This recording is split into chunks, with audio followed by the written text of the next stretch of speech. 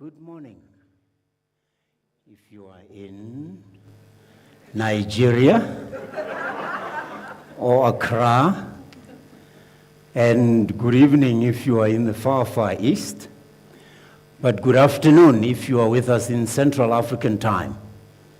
Ladies and gentlemen, distinguished guests, honorees, and those who are joining us on YouTube, we welcome you all. By the way, today when you greet people, even if before you tell them your name, you tell them the hashtag so that we can be relevant. We are a big tribe, this Mathematics Annual Awards. We have a hashtag that we want you to join us, especially those joining us on YouTube, is hashtag Math Awards 2023. And the same goes to all you smart kids who are here. If you are tweeting, if you are on Instagram, if you are on TikTok, if you're on Facebook, on any kind of social media, use that hashtag so we can be really famous. I need to be famous. I need to be famous because I'm among smart kids. And mathematics wasn't my best subject, Prof. So I remember the day we divorced officially, 1979, and I was a village boy, and my teacher tried to teach us about tiles and how to calculate how many tiles you need. But I didn't live in houses with tiles. And that was it. I was doing fine until then. And then it became simultaneous equations. And I said, this is the most paradoxical thing ever. Solving for x is hard enough, but simultaneously, I don't think so. So mathematics went this way, and I politely went that way. Thank goodness for calculators. They rescued us. And now we can all look intelligent. But guess what? Standing here before you today for this prestigious event, the South African Mathematics Foundation Annual Award Ceremony, we gather here at the Vibrance Empress Palace in Gauteng, and it's my honor to welcome each one of you to this remarkable occasion. This afternoon, we come together to celebrate excellence, innovation, and dedication within mathematics education. I'd like to extend our heartfelt gratitude to our sponsors, partners, and all those who have contributed to making this event possible, as your support is highly invaluable and it underscores the significance of the work done by the foundation. This ceremony, remember, is about pursuit of excellence and is a journey that requires dedication, resilience, and relentless pursuit of knowledge, unlike what I did when I ran into simultaneous equations. There was no resilience there. This afternoon, we are reminded of our collective efforts and that we have the power to shape the future and make a lasting impact. I invite you all to immerse yourself in this afternoon's proceedings to celebrate the achievements of our industry. Well, I can say our because I'm hanging around here, but it's these kids' industry, really, and the teachers and their parents and the schools and the institutions, the universities that are making them the stars they are. We are going to be inspired by these remarkable individuals and the institutions that we honor today. Thank you for your attention, and may this afternoon be a source of inspiration and motivation for us all. I need to introduce our distinguished speaker for this afternoon. This is not somebody who went the other way when mathematics went this way. He followed and ended up leading the way. His remarkable journey through the world of academia, research, and leadership is nothing short of awe-inspiring. His name is synonymous with excellence, and his contributions to the field of mathematics education left an indelible mark. We welcome Professor Emeritus Loyiso Nongqa, who is a visionary, scholar, educator, leader, and his insights and wisdom are sure to inspire us all and enlighten us as we reflect on the role of education, research, and innovation in shaping a brighter future for all. Ladies and gentlemen, a warm round of applause.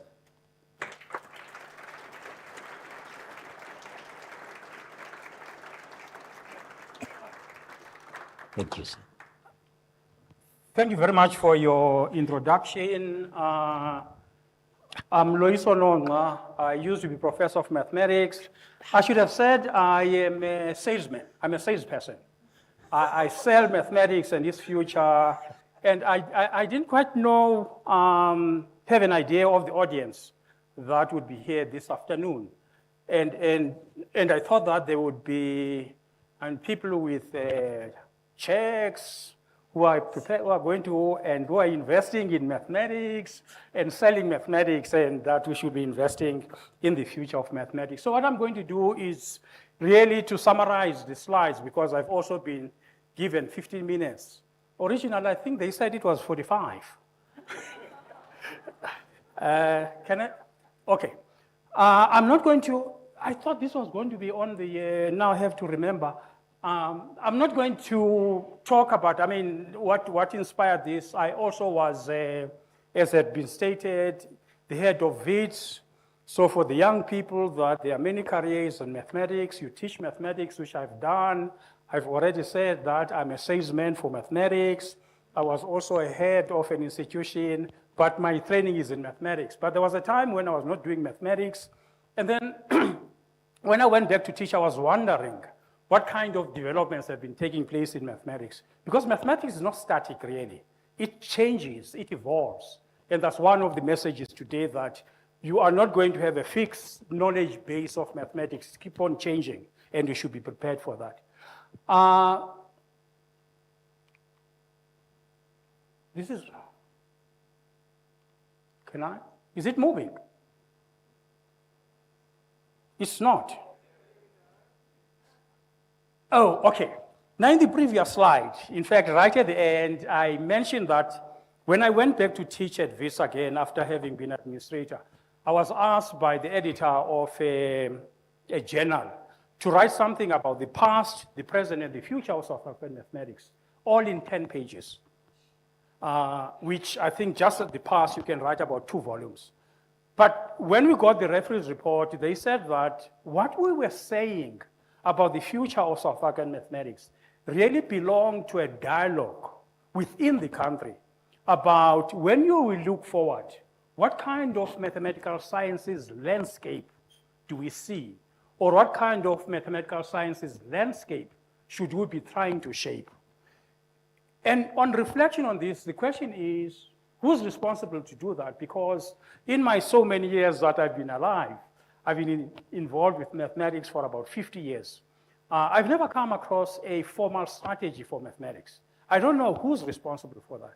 I know vaguely that maybe around about 2010, the Department of Basic Education did release a document about mathematics, science, and technology, and an implementation plan for that. But something that looks across the landscape, I've not yet come across that. And we don't know who's responsible for that. So we have started this dialogue of interacting with various stakeholders within South Africa to see what are the things that we should be paying attention to in order to secure a brighter and vibrant future for mathematics. Now I'm pointing in your direction because you are the people that are going to be leading mathematics in about 20, 30 years' time. So I'm trying to, you don't need inspiration to like mathematics. I'm just pointing out some of the things that maybe you might be doing by 2050. I'll still be alive. Okay, now we talk about mathematical sciences. There's something that is unfortunate at our universities because of this specialization, that somebody talks about pure maths as being different from applied maths, and I'm happy that we work well together with people in statistics. There used to be a time when statisticians said that we don't want to have anything to do with, no, I'm exaggerating. But I reflected that when I was introduced to mathematics, it was seen as a gateway to the professions.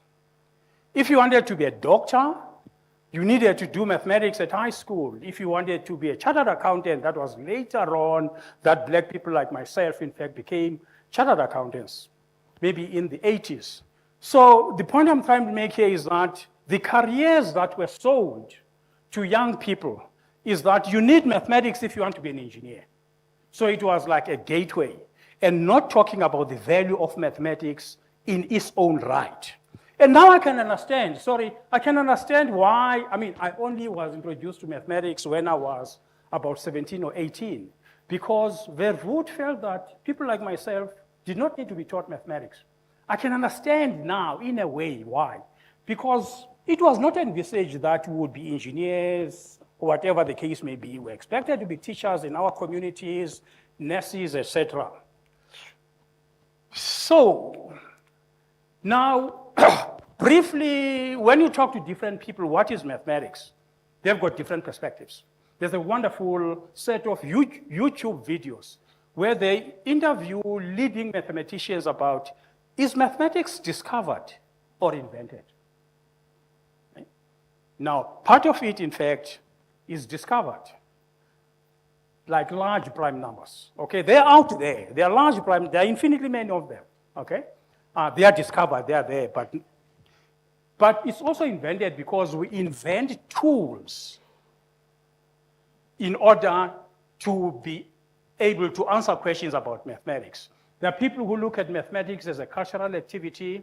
Academics, by and large, I say this under correction, we say that, oh, this is my hobby, and I'm lucky because I get paid for doing something I like, which is my hobby.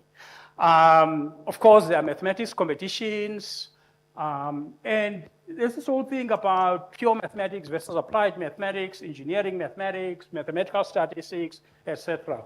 All of that is under one umbrella in this discussion.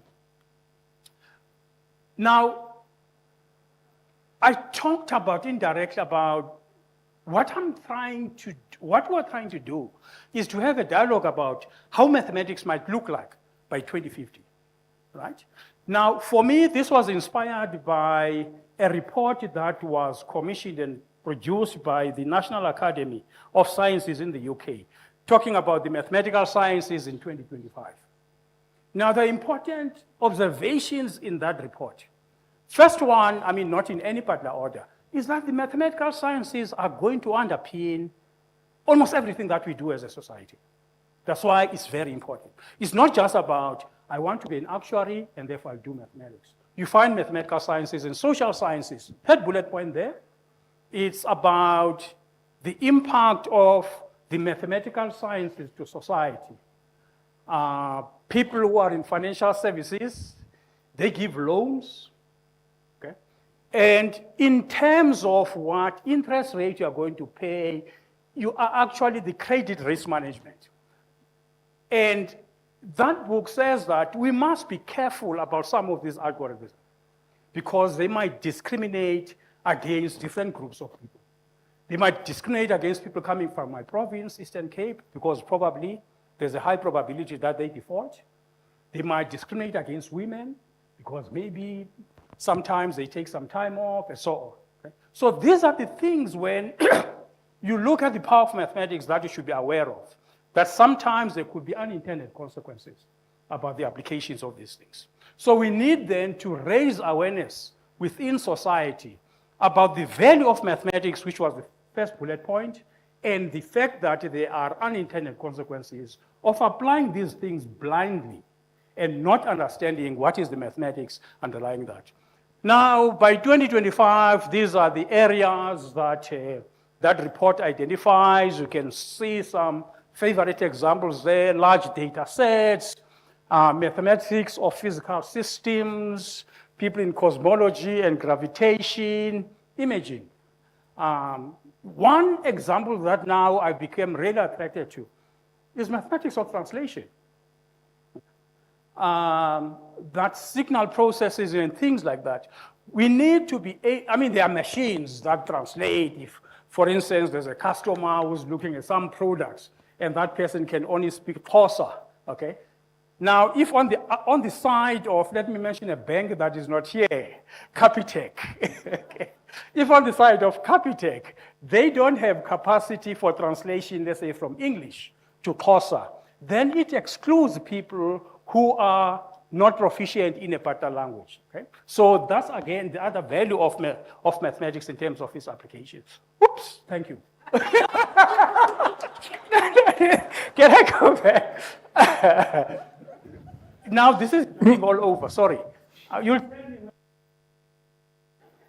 Now, the attributes, it's not just knowing and repeating all these formulas and so on, okay?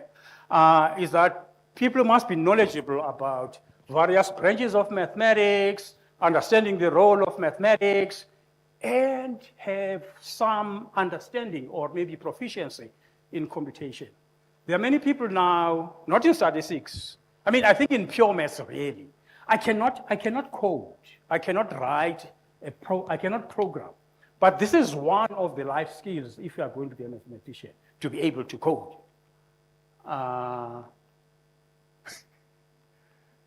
Okay, I'll go to the last slide, which says thank you. I'll skip that.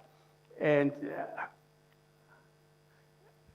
I mean, this one basically says that if you look at what the Department of Science and Innovation is doing, it has recognized the importance of the basic sciences, physical sciences, biological sciences, and so on, in driving a knowledge-based economy, which is the main thing that they talk about. But what is not emphasized, which again is something that we are trying to highlight, is that these basic sciences depend on the mathematical sciences. So a knowledge-driven economy, which is a government policy, really rests on strong foundations in mathematics.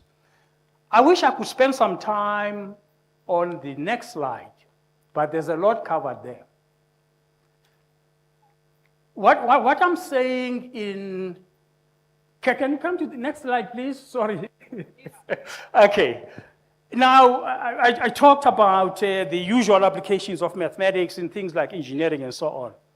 But one of the things that we should try and inculcate in young people is understanding the mathematics that underpin quite a number of things that we take for granted.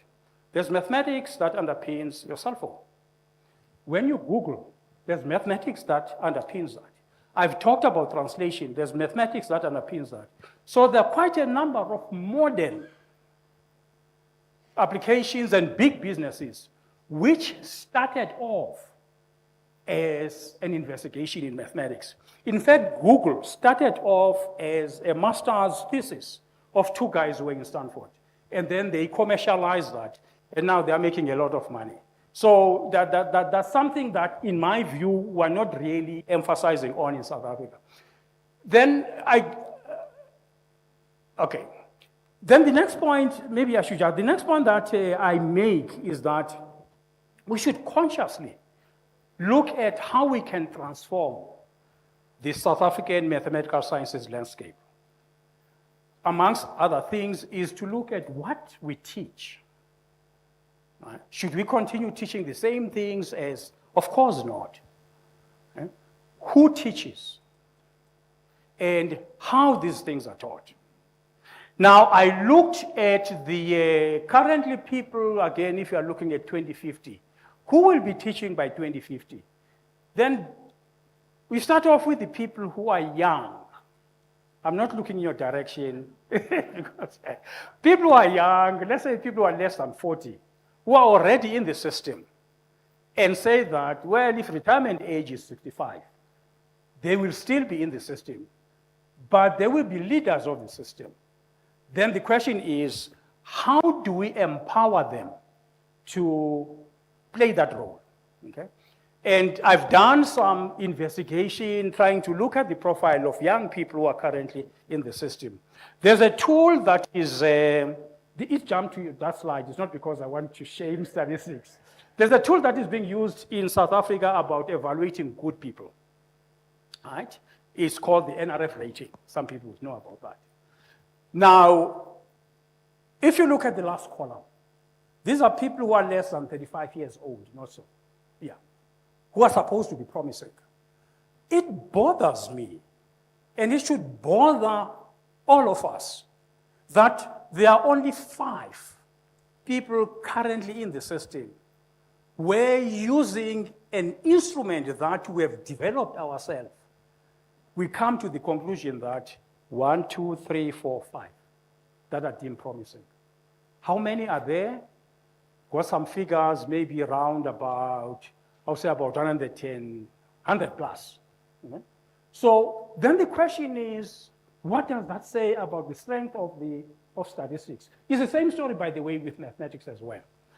Now, I will end with, okay, and here, okay, this slide here was kind of to point out, I thought that there would be people from government in the audience, that there is a benign neglect of young people. Because if you look at the second set of bar charts, this is the investment that our major funding agencies makes into young people. The first set would be your scholarships. And you'll see that most of the money goes to people who are already established. Because in South Africa, we have got this obsession, that's a wrong term, it's a strong term, okay? Obsession of looking at what are we good at, who are best at that, and then venerating them and treating them as, okay, you're nodding, you know what I'm okay. And in the process, we are neglecting in investing in people who are going to be the leaders of the system by 2050. So that's one of the messages we're sending out, is that we should have a conscious effort in investing in young people. I'll go to the last slide because I had a few controversial. Can you go to the second last slide? Second last. Okay. Now, one of the things that this slide, my presentation will be circulated. We know about the National Development Plan, which says that by 2030, people teaching at our universities. Now, when I make this point is that we must also think about what we usually say about the quality of teaching mathematics at high schools. That one of the issues that undermine good mathematics at high schools is that many schools, especially maybe in rural areas, don't have qualified teachers, right? Okay, so that, now if you translate that to universities, it's a higher qualification that you need. So the National Development Plan says that by 2030, 75% of the people should have PhDs. Okay, we're putting forward here, we, including the executive director of the Maths Foundation, is included in this, proposing that by 2050, anybody who wants to teach at our universities should have a PhD, because that shows a level of competence in teaching the young people mathematics, of course, mathematical sciences. Within the system, we have a situation where there are specialities, like cosmology. I'm pointing in direction of my friend there, which was started in this country in the early 60s. It's one of the strongest areas of activity in South Africa. But because of that, and because we invest in good people, you'll find that we will keep on investing in cosmology and not new things. So I'm saying here that we should be looking at areas where we should be building capacity. And one obvious example would be, what are the mathematical sciences that underpin the fourth industrial revolution, which you hear about every now and then, okay? We have never had that discussion, conversation about that. Next slide, please, which is the last one, and I'll shut up. I've already sung for my lunch, although I've not had lunch. Right, one of the weaknesses of our system is that by the time you finish, you've spent 4 years at university. You've done your 3-year degree, if you do a 3-year degree and honors, or you've done a 4-year degree leading CA or engineering. Is that after that, you have identified a specialization, which becomes your calling for the rest of your career. But that is so narrow that people are not aware of things that are happening in other areas, which would enrich what they do. And the reason for this is that our training at the postgraduate level. Secondly, there's competition within our universities, and we're a small system. And I think that rather than competing, we should be working together. There were instances where, talking about people in accounting, I would go maybe to an accounting firm and look for money when I was vice chancellor. Maybe the money goes to mathematics. The people in accounting would fight with me because they feel that PwC or NSN Young should only be funding accounting. There's competition even within universities and discipline. I think that undermines what we're trying to do. There are people within our universities, which is similar to high school, who have no interest in improving their qualifications. Yeah? Now, their teaching is not that great because of that, and it's to the detriment of the students. And I've proposed here, nobody really has kind of killed me. I'm still alive. And say that those people must be encouraged to go to schools. I mean, and they'll become good teachers there or TVET colleges. Okay? And somehow we can well, I mean, there are politics around this. I must not trivialize it. And lastly is that we don't really have a conversation that involves all the different stakeholders, from government, from the private sector, from universities, from users of mathematics and so on, and say, how can we strengthen the mathematical sciences? Because we have the people, we have got the talent in the mathematical sciences. We must provide them with the proper training to realize that potential. Thank you very much, John.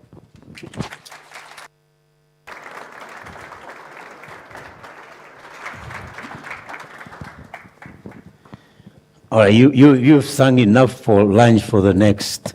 How long do you intend to be around? You said you'd still be around 2050. Yeah, you've earned enough lunch for the years until 2050. A round of applause for Professor Nonga, please.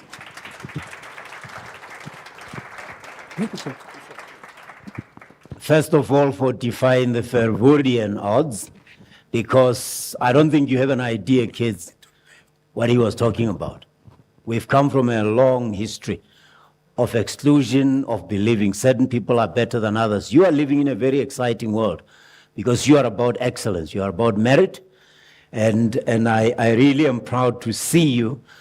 Prof. Jordan was telling me that she was at an event where some of you were present and participating, and it wasn't mathematics, it was ICT. So it shows you that you are straddling these two worlds that belong together, to be honest. Let me invite the following people to join us on the stage for a panel discussion, please. First of all, from a very important partner and sponsor here, she is Director of Group Strategy and Group Human Capital at Old Mutual. Please welcome Celiwe Ross. Prof, I think we should be there. Prof, maybe take that chair, yeah. Should I sit here? Yes, and then you take that one, Celiwe. Okay, thank you. Yeah, that's right. See, I memorized even my spot. So if you mix it, and I need an algorithm to figure out my position, I'm not going to win. Thank you. And then from the South African Institute of Chartered Accountants, we have Executive Director in charge of Learning, Development, and National Imperatives. Let's welcome Mangete Robert Zwane.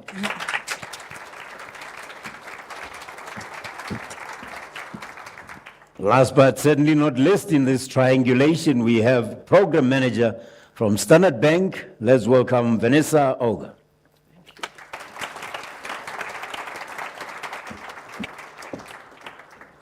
All right, because I'm in company of great people, so I'm going to join them. This seat was just set aside, and I'm grabbing it. We shot off one more panel member. Let's talk about this because, Prof. Nonga, you said something about partnerships and working together instead of competing.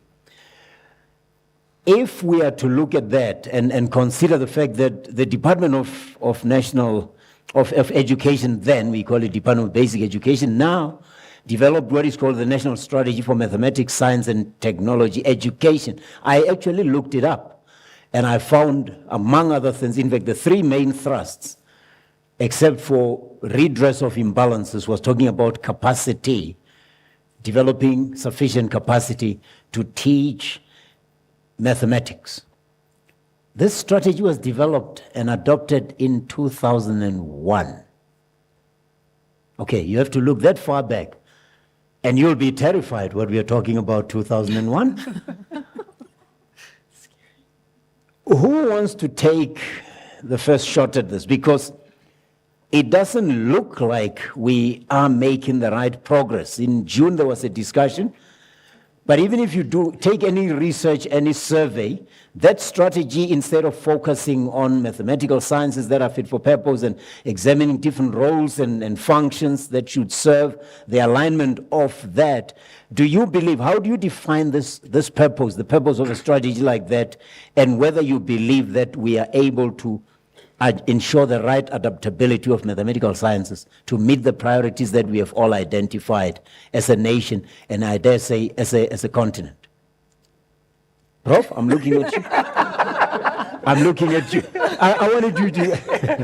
Okay, no. Being silly. I mean, you start off with a very difficult question about some of the challenges we face within our society with regard to implementing good plans.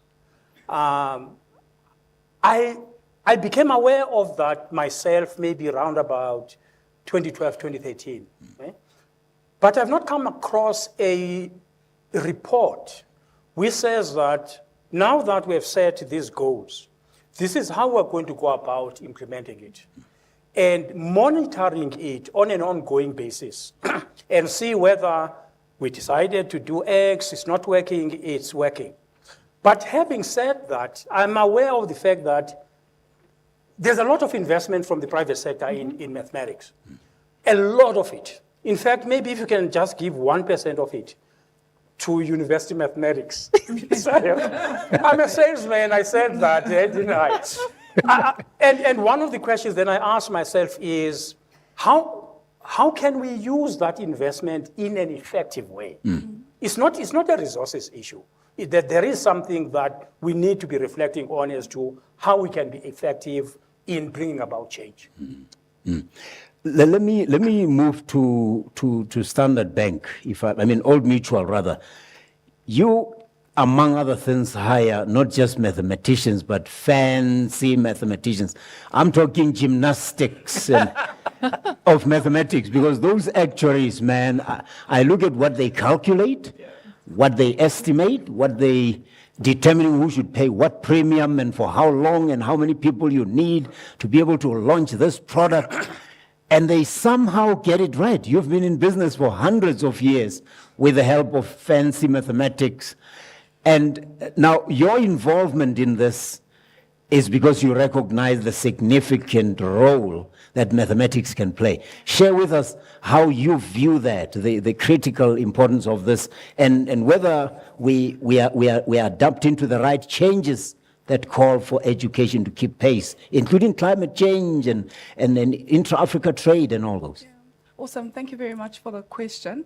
So Old Mutual has been around for 178 years. There you go. It's much longer than me and you, Prof. And a company really deeply anchored in the opportunity to make a meaningful difference in society. When I first joined Old Mutual, and I've been at Old Mutual for this is my 7th year. When I first joined Old Mutual, my mom was worried. She thought I was going to be a salesman like Prof and sell funeral policies. Oh, and suppose you die kind of salesman. Which is certainly not the case. And I think oftentimes we don't speak enough about the different types of careers for people who are mathematically inclined and the opportunity to make an impact. I'm an engineer by background and happen to work in a very different field to what I studied. But I think the opportunity for people who understand math or value math, particularly in private sector, get the opportunity to solve the most interesting problems. So in the same way that in a maths olympiad, for example, you encounter fairly complex questions that the average mathematical student wouldn't necessarily have to answer, how we start to translate that and create opportunities for new careers, I believe, is the next frontier. And specifically, I like the fact that you were asking about climate change, because climate change has become so topical in the world, not just because of warming and the environment getting warmer, but because of the new problems we have to solve. New problems like, for example, predicting where the next set of natural disasters are going to happen. So which areas are more prone to fires, and fires that are not necessarily extinguishable, earthquakes, floods, etc. Opportunities about understanding what's happening beneath our oceans today, how we start to preserve what we've got, and how we start to create a future going forward. And that's going to need people who are fascinated by solving the biggest problems in life, right? And mathematically inclined people are doing that. And so for us at Old Mutual, we're really starting to challenge ourselves about the careers of the future beyond the standard actuarial careers that we've built. I mean, we employ all sorts, chartered accountants and actuaries and engineers, behavioral scientists and sociologists and all sorts. But why I think climate change is presenting a new opportunity is because we need people who have the ability to somewhat predict, or at least model predictively, to help us not only quantify the size of the risk, but also be able to step in for society, for us as a human nation, to be able to exist going forward. And it's an exciting opportunity, certainly for people with this sort of skill set. Yeah, it's just an extension of that question. You mentioned that you're an engineer, which is another profession I don't think we quite understand. What is it about the core skills that cut across different professions that makes it easier for people to move from one qualification to the next versus those qualifications that don't allow any mobility? Thanks. The first one would be curiosity. Right. It's actually not something, I don't think you can teach it. It's ingrained, you can expose it, etc. But irrespective of what it is that you study, the natural propensity to be curious has to be there. So you can't just be comfortable with what it is or what it has always been. I think you have to be fascinated by what could be, is the first thing.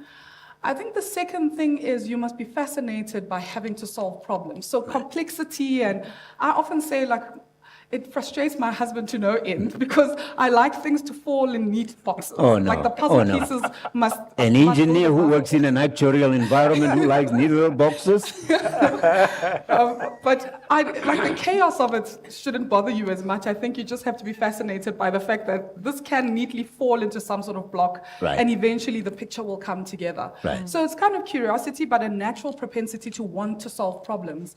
And those problems should be limitless. I don't think that you should be like, I'm an actuary, so I only solve predictive statistical models. Right. Or I'm an electrical engineer and I think about circuits and the internet or whatever else that electrical engineers can be fascinated by.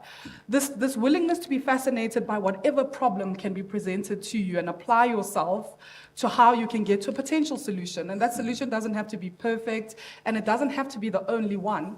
And so the last one is just about being collaborative. I think the world is moving into a state where collaboration is actually an underestimated value, Right. particularly in organizations like ours. Because the problems that we have to solve need cross-functional thinking. You can't be a specialist in every single one of them, but your ability to be able to connect problems with people and ideas is the next frontier of the careers that we need to build. Wow. They need to figure out how we teach South Africans to cooperate, because I don't think we have figured out the importance of that. The mathematics has this solve for X thing, and I think the solve for X in collaboration and its value, if we can figure that out, then we will collaborate a lot more. Ladies and gentlemen, a moment of silence for Celiwe's husband. That man has it tough. I'm not taking that combo any day. I'll take the money, but okay, Vanessa, you're in banking, right? That's another industry that's evolving. If you just the past 2-3 weeks, what I've been hearing in the banking industry, the kind of banks that look like they are going to dominate the industry, of course, they force banks like yours to evolve very quickly. And I'm sure you've done fairly well in that regard. Tell us how all this, the integration of mathematical sciences and in those areas like stats and analysis, how has that transformed the banking industry in respect to its decision making and risk assessment, and even where people like me come in, customer satisfaction? Sure, thank you. I'm going to bring it back to the youth. I think banking is evolving rapidly. And I think Prof alluded to the fact that we're living in a digital economy. And I think what we need to remember is that the skills market has been heightened tremendously. So when you're looking at the youth, everything that we do is underpinned by maths. And I want to steer slightly away from some of the examples that were given earlier. I think when we're looking at it, even as a bank, we need to realize that your quintile 1 to 3 schools, it is an absolute imperative that we are able to, augment the number of students that understand mathematics. So I think, firstly, the commitment that we have to the youth, or Gen X and the millennials, is to demystify what maths is in a fun way. I think there's lots of fear attached to maths, and that's why we're seeing the dismal throughputs coming from your early childhood development to your tertiary education and then into the workplace. So what we're doing, and I'm going to speak specifically to Standard Bank, is we are using youth, specifically through youth offerings like your graduate programs, your internships and learnerships, where we bring in specific qualifications. And at the moment, there's a very there's heaviness placed on your science, technology, engineering, and maths. And, there's maths in everything, in baking, in soccer, in regression models, in actuaries. So I think there's maths everywhere. So what we believe is we hire you for your problem-solving ability. And I think the concept of paying it forward, where we get youth to make other youth realize that maths is an absolute fundamental, it's a non-negotiable, and it's going to hold you in good stead for any career that you go forward in. So what we at Standard Bank do is we've also partnered with the South African Maths Foundation on the teacher development program, because I think what we're doing as industry as well as in the higher education sector is we're focusing on what we call downstream processes, and we need to start addressing the real problem. And we are faced with a situation where our teachers, and it's in the quintile 1 to 3, some of the quintile 4 schools, where the teachers they're capable, and yes, they don't have their PhDs yet, but we've got a current problem that we need to solve, and we need to start developing our teachers very, very intentionally. And what the private sector is doing very well is we are partnering with the likes of the South African Maths Foundation to help these teachers and to equip them, to teach maths. Now, with banking, I think there's lots on the go. It's absolutely rapid at the moment. And when we're looking at how we solve for value for our customers, we're wanting the youth to help us with that. Why? Because you come into organizations with a very untainted view of the world. And if you're looking at us sitting on stage here, that tells a very daunting story because, at the age group. So what we said is, rather let's bring in people, from university, because the way you address a problem, you'll come from the left field. You don't think like all of us sitting on stage. And you have the innate ability to start influencing and start shaping some of the issues that are important to you, like sustainability, for instance. All right? But what we're worried about in industry is that this pool is declining. Our maths pool is declining. And soon we're not going to have enough of a pool to actually feed even the private sector, even financial services for that matter. So we have to place more emphasis and we have to create great collabs. And Prof, you mentioned government. I think what's on the go at the moment, you have like the South African Graduate Employers Association with some of the partner sponsors that have brought industry together.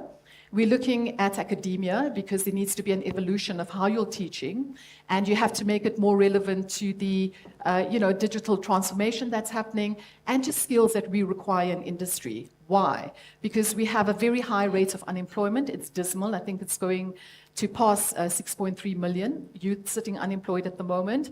So we're trying to close that gap. We've been speaking to academia. They've been transforming what they teach and how they teach it. And coding, for instance, needs to be taught from primary school, not even from high school. So we're working with them, but I think the leg that's missing is government. And to the private sector, there's an appeal that if you're working, all of us work with the public sector, we need to start strengthening those relationships with government and pulling them in. And a critical thing that we need to do is the funding, the stats that you put up there. When it comes to the funding models that we're looking at, be it from government, be it from public or private sector, we have to be very intentional to grow that maths population. Because if we don't, our country is going to end up in a very critical state. And also, we need to look at mechanisms on how do we keep our youth in the country. Because you're going to see, okay, immigration is okay. But if you track the immigration stats, you get the likes of the UK and you get the likes of the US that are tapping into our youth pools, and they're going out of the country. And it's wonderful to get exposure and you become a global thinker. but we need to retain skills in South Africa as well. So I think there's a dire need for us to look at retention strategies when we're looking at our youth, to keep them in the country so we don't lose the strength of that STEM discipline pool. And I'll pause there. But you mentioned the role of government. If you believe that the private sector is doing its part, how specifically would the government lead? Because when I listen to government officials, they're saying, we're doing our part, the private sector is not chipping in. I think, okay, I believe the opposite. I believe private sector is chipping in. I think what's not happening very well, and a simple example, I'm going to bring it back home to South Africa. When you're looking at the universities, normally the universities will stake their, claim to fame to say, we've actually graduated X number of students. And I think we need to understand that there needs to be a transition from university into employability. Yeah. Right. All right? And I believe that the universities need to be held accountable in terms of actually articulating and monitoring the throughput of students that are graduating, be it from undergrad or postgrad, into employability. Because if you're looking at it and if you're looking to change the status quo of our GDP, the employability of that population needs to be monitored very stringently. The universities have an obligation, okay, because we're paying the fees that we pay are huge. But I still don't believe our academics are paid enough. I'm just Thank saying you. that. I'm just Thank saying you. that because no, but we should turn a belly up, Prof. I'm very serious because if you're looking at our educators and you're looking at our lecturers at university, and if you think about it logically, these educators are shaping the youth of our future in terms of technical ability, in terms of behavioral. Right? And I personally don't think they're paid enough. So that's why that's the angle I'm taking. Now, just coming back to that, so I think there's an accountability to the universities. There's an accountability to from private sector to partner with the universities, right, okay, to help them where the shortfall is. There's an ownership in government in terms of, yes, there's enough funding, but I don't think that's been monitored stringently in terms of where is that funding going to. So if you're giving it to a particular organization, let's understand what that management fee, let's understand what percentage of that money is actually going to our youth. If we don't monitor that, I don't think we're doing it very responsibly. Okay, so the incentive shouldn't just be output subsidy, you graduate 200 PhDs and you get an output subsidy. It should be how employable are they? So your reward goes with whether the impact of your education leads to some economic impact as well, not just you have graduated. I get one more thing. So, and it's a continuum because then the people that are graduating with their PhDs, they need to be accountable for their output and throughput on the number of candidates that are passing or students that are passing from your undergrad to postgrad into the workplace. And then we have an obligation, all employers have an obligation, to obviously monitor the output and the performance of the youth that are coming into the organization. So it's a 360 view that we need to take. Or even by their research, Vanessa, make sure that you pay them for the research that you will go. Anyway. The 5 number is dismal. So we okay. Thank you very much. That's a very candid and very meaningful input. Let's move to my adopted family in South African Institute of Chartered Accountants. Business leaders, in most cases, are chartered accountants, Robert Zwane, but how does SAICA view the significance of mathematical proficiency for the profession, especially in the areas that you operate, financial modeling, risk assessment, and all that? Maybe, good afternoon. I must start by saying any organization that exists in South Africa exists in the context... I don't think we can hear Robert Zwane. Can you? No, his mic's not on. Yeah, you see, they don't like you here, man. They don't like you. You're far from Frika Road. Okay. There we go. There you go. You see, I'm wearing a gray suit because I used to work with accountants. Now look at them. They have moved on, they have all the swag, and I'm stuck with a gray suit. Something is wrong with this. All right, go ahead. Thank you so very much. I just wanted to. I'll talk. Yeah. No, but the people online might not hear you. Online. There we go. So I think we need to. Are you for real right now? Okay, who's No, the... there's one more. Oh, yeah, maybe. handheld? Maybe, just maybe. It would be okay if it had only been only of us yet. Anyone, any child want to do entertainment in the meantime? Mathematics, entertain? No? No. They know. Look, they're not even moving their faces. Entertainment? No. I must say, I'm not going to sing. This looks like I'm going to sing. Right. I wanted to start, let's start again and say good afternoon. I wanted to start at the fact that any organization existing in South Africa exists in the context of South Africa. And that means any organization that exists needs to be aware of the challenges that South Africa is facing. Yeah. Whether we call ourselves business leaders or not, that matters not if we are not interested in solving the challenges that South Africa is facing. I think that's an important point to start on. But back to your question around the importance of maths, Prof, you used the words gateway subject. At the end of the day, as accountants, we don't service accountants. We service the banks, we service the insurance companies, we service the professors, we service everybody. And therefore, if we are not interested in the other professions, we have an issue. And therefore, at the end of the day, as an accountant, I'm not here to think about it just as an accountant. I need to go think about what is happening in Prof's environment as an academic. I need to think about Teliwe and insurance and those modeling, because at the end of the day, when I'm called as an accountant to come and look at Teliwe's books, I can't come blindly and not understand the modeling. I can't come blindly and not understand her business. So at the end of the day, as an accountant, we need to first and foremost understand those aspects. If we understand those aspects, then we realize that we as accountants have to be about engineering. We have to be about the banking sector as well. And that is why for us, maths is quite an important one. And we see two problems with mathematics in the country. We see the problem today and the problem tomorrow. The problem that we're facing tomorrow, Prof has spoken a lot about if you look at those that are going to be teaching, that number that is 5 there is scaring us, and therefore that means tomorrow we have no educator.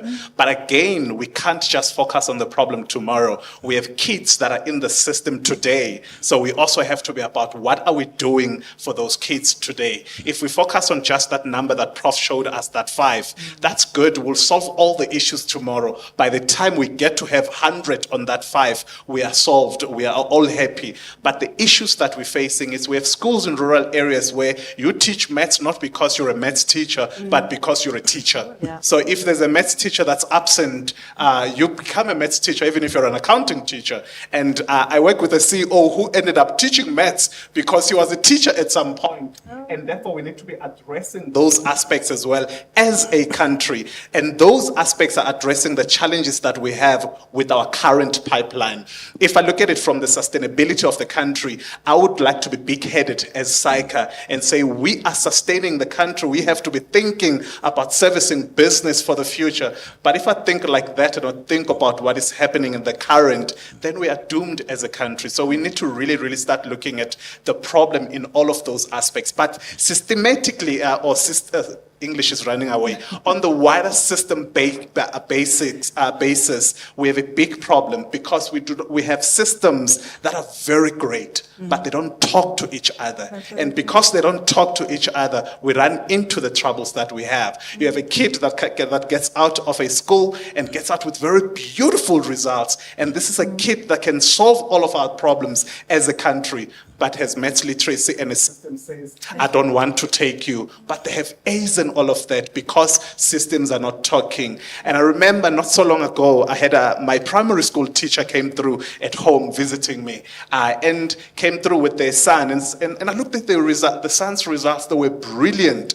And they said they passed with a bachelor, but no varsity was taking them because one subject was not at the level that they needed. And that is why even us as accountants, I don't don't even look at accounting from a kid's results. When I make a decision around where they go, I look first and foremost in their maths, because that subject, as a gateway subject, opens up a lot of other aspects. So the issue of us as a country being very good at drafting documents does need to stop, because we tend to be very good at at seeing the problem, analyzing the problem, creating the solution on paper, but never stand up to actually solve the problem. And that is why when we think about the future and you think about business aspects and you look at this room, we actually have to think about the problem looking at them, because if we think about the problem in our offices and all of that, we're not solving the problem. And now you talk about analyzing and having policies and not implementing. And here we are analyzing the problem on a panel. Give me examples of where SAICA has gone out of its way beyond analysis in addressing problems of this nature to help the country get somewhere better than where we are. So I can start by being a salesperson as well and sell the South African Maths Foundation and say, we see the importance of the South African Maths Foundation as SAICA, and that is why we are here in this event as well. And therefore, partnership with the South African Maths Foundation is quite an important one. We also are partnering in their educator development programs, because we're looking at tomorrow as well. But beyond that, we also go in all 9 provinces and partner with the provincial departments of education and say, let's look at the kids that are in the pipeline. How do we increase their chances of success right where they are? How do we bring about best practice in the provinces? If I look at this room and the number of schools that are represented in this room, there's so much of schools that are very good at what they do. So much of schools, by missing the kids here, that means we have good schools that are good at teaching maths. But right next door, there might be a school that's not so good. Yeah. How are we not partnering, and how are we keeping it to ourselves? And yes, I know we want to see results, and we want to brag. We want to have as many of my kids in this room, but that's solving a very narrow problem. So if we are looking at South Africa at a wider scope, we don't keep knowledge to ourselves. Right. If you take it to medicine, as a doctor, I don't practice. Not that I'm a doctor. As a doctor, I don't you practice. could be a doctor. Could be. Check you on social media. It's not going not on social media. As a doctor, my duty shouldn't be that when I'm seeing Celiwe as my patient, I make Celiwe well. If I figure out ways of making Celiwe well, anybody that's seeing somebody in a situation like Celiwe should be able to make them well, because I figured it out. Yeah. Right. So it shouldn't be keeping it to ourselves. Right. That speaks to collaboration as well. Excellent. Let's keep that collaboration theme. Thank you very much.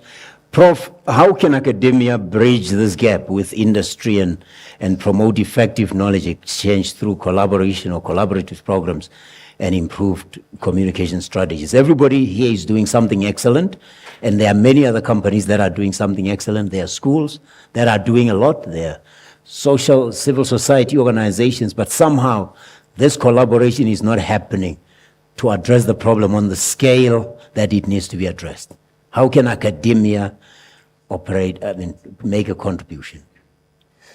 Well, because, amongst other things, there are many universities that are good at working with the private sector. But on the flip side, you find that, again, I'm not pointing fingers. You find that there are certain universities that tend to be favored, and then certain universities that are excluded. And it's through no fault of the companies. I went to Forte as a student, and I have interactions with them, and they have not developed the agency of talking to the private sector. Now, there's the matter of communication. I think this has been mentioned as well. In 1995, when the white paper for science and technology was developed, the framework that was kind of the animating framework was that of a national system of innovation, which basically means government, private sector, and academia work together. I was asked to chair a review of that system, and very little was happening. But what worried me a lot was a level of mistrust when you talk, sometimes, I don't want to generalize, when you talk to people in certain government departments, there's this mistrust about, I think you alluded to this, that the private sector is not doing enough. And of course, also the private sector wants to earn points so that they can get contracts from the, this is a serious matter, but as well, if for instance, when I look at the Trilogue report, you find that there's a lot of duplication where companies are doing the same thing. You go to a school, let's say Mbilwi, up in Limpopo. It has partners with many companies, all working on, I'm not saying all working on improving mathematics. Yeah. And then you ask yourself the question, why are they not working together for bigger impact? So as a society, I think we have not mastered the ability of communicating with each other as the different sectors. Right? You're touching on something about focusing on one subject area. She's with a bank, they're hiring artists. They're hiring people with other skills. Do you suspect that this collaboration should expand into covering the other areas of learning as well? Because mathematics on its own, mathematics can't help us understand the Gaza crisis. It can't help us understand why somebody goes into a shopping mall and starts shooting people. Therefore, to sustain ourselves and grow as a society, we need more than just that. But it doesn't look like this is skill more important than others, but it means that cross-disciplinary collaboration as well. Are you hinting at that as well in your remarks about focusing too much on one area? Well, I'm parochial because I've been focusing on mathematical sciences, but you make a very good point. If you look at the social sciences, for instance, when we were at high school, we looked down on people who were doing social sciences. You do mathematics. But now that I'm old, I tend to look at reading things around the social sciences because the problems that we face are about social sciences, how we relate to each other, things of poverty, things of inequality. That's not mathematics. Right? But there's little communication even within our universities between your faculty of humanities and your faculty of engineering and so on. So even within our universities, there's still a lack of proper communication about how you can do things together for greater impact. All right, thank you. Rote learning at school level, which sometimes extends to even mathematics, where people just memorize, and because you're under pressure to finish the syllabus and prepare the children for the exams, let's make sure they memorize these things. Rote learning versus teaching higher order thinking skills among high school learners particularly, well, maybe even at levels earlier than that. What is your company's position on that priority? Yeah, thank you. I don't think it's just our position. I heard Vanessa mentioning it as well. It was around the quality of what you end up receiving as an employer once people have qualified from university. And it is actually about the quality of thinking, the quality of application, right? And rote learning doesn't help us with that. I completely get the volumetric pressure, just trying to get people through a system, a syllabus, etc. And hence, I think the partnership even with schools, with educators is the place to start. Once you have a full appreciation of the science behind the subject, when I say the science, it's more the creativity of it, the kind of how you can get lost in different ways of solving problems, which you can never learn when you apply a rote way of thinking or memorizing. Right. It needs that level of wanting to learn how to solve a different problem differently. And that needs room, it needs space, it needs educators who allow for it as well, who themselves are not under pressure or intimidated. I can only imagine, I've seen some maths Olympiad questions, and I can only imagine if you're a teacher who yourself is not confident in your mathematical ability, how intimidating that can be. And also having to teach a child who is gifted or not gifted mathematically and the challenges that can give. And so the problems are many, and possibly to Prof's point, our ability to come together and create scale for impact rather than trying to differentiate may also be something that we need to look at. All right, Robert, the Olympiad, we are here for awards after all. and the broader mission of SAICA, the South African Institute of Chartered Accountants, in promoting excellence, integrity, that word, especially in your industry, and professionalism within the accounting and finance profession. How's the alignment there? Very much so. So at the end of the day, it goes beyond us being chartered accountants. If you go to the core of it, it's us being professionals. And all of us as professionals, engineers, actual science, and all of those aspects, as professionals, I read a bit now and then.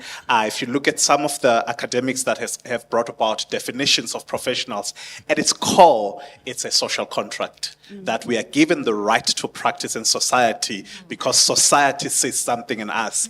And therefore, if we have that right, at the end of the day, we are accountable to society. And if we take that kind of messaging as professionals, as professional bodies, then we actually see maths Olympiads as a big aspect of us being accountable to society. Right. So for us, we look at it in that fashion. That is why, as we look at the pipeline, if I may use the words, in terms of development towards being a chartered accountant, at a school level, at a basic level, we actually don't believe in growing our own timber. We have to be about all other professions. Right. And that's why we have some kids that come and contribute in our initiatives who are studying medicine, and because they had a touch point at some of our initiatives. So it can't be a selfish aspect at this level. We need that collaboration. Standard Bank is a sponsor of the MSEC teacher training program. Vanessa, please tell us about exactly how that aligns with your company's broader interest in developing a future-ready workforce.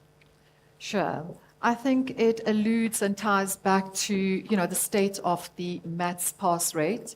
And, that pool is in jeopardy, I'm going to say, for the future skills. So what we thought at Standard Bank is we want to partner with, go back to grassroots levels and start partnering with those teachers in your quintile 1 to 4 schools. We've included quintile 4. The reason being is, if we change the status quo of our teachers in terms of their proficiency to teach their students, we're automatically going to be improving the throughput rate, from early childhood development to tertiary, to high school and to tertiary. So I think we were very, very intentional when we took the 3-year sponsorship, because we believe that's going to make a difference. And some of the feedback from the teachers that were on the program, there was a teacher he was teaching grade 10, I think it was, and he said that his pass rate went from, I think it was 6% to slightly over 50%. Now imagine the magnitude of us all coming together, all right, as a collective, irrespective of whether it's your competitor or not. And we then intentionally put, money and backing the programs like your MSEC teacher development program. That's how we're going to shift the dial in terms of how we grow that maths pool. Can I just steer away? Go ahead. Prof, you asked Prof a very important question, and I'm going to bring it back to where we currently are now from a digital economy. Yeah. All right. Yeah. When you speak about the social sciences and you speak about, I'm going to say, all STEM disciplines, your science, technology, engineering, and maths, there's a massive interplay between the both. Because if you're looking at an aspect of artificial intelligence, for instance, you are going to need people that are studying in your social science field, all right? And currently what we have is what we call a behavioral economics graduate program, all right? And we've seen tremendous results with them working with our data science team.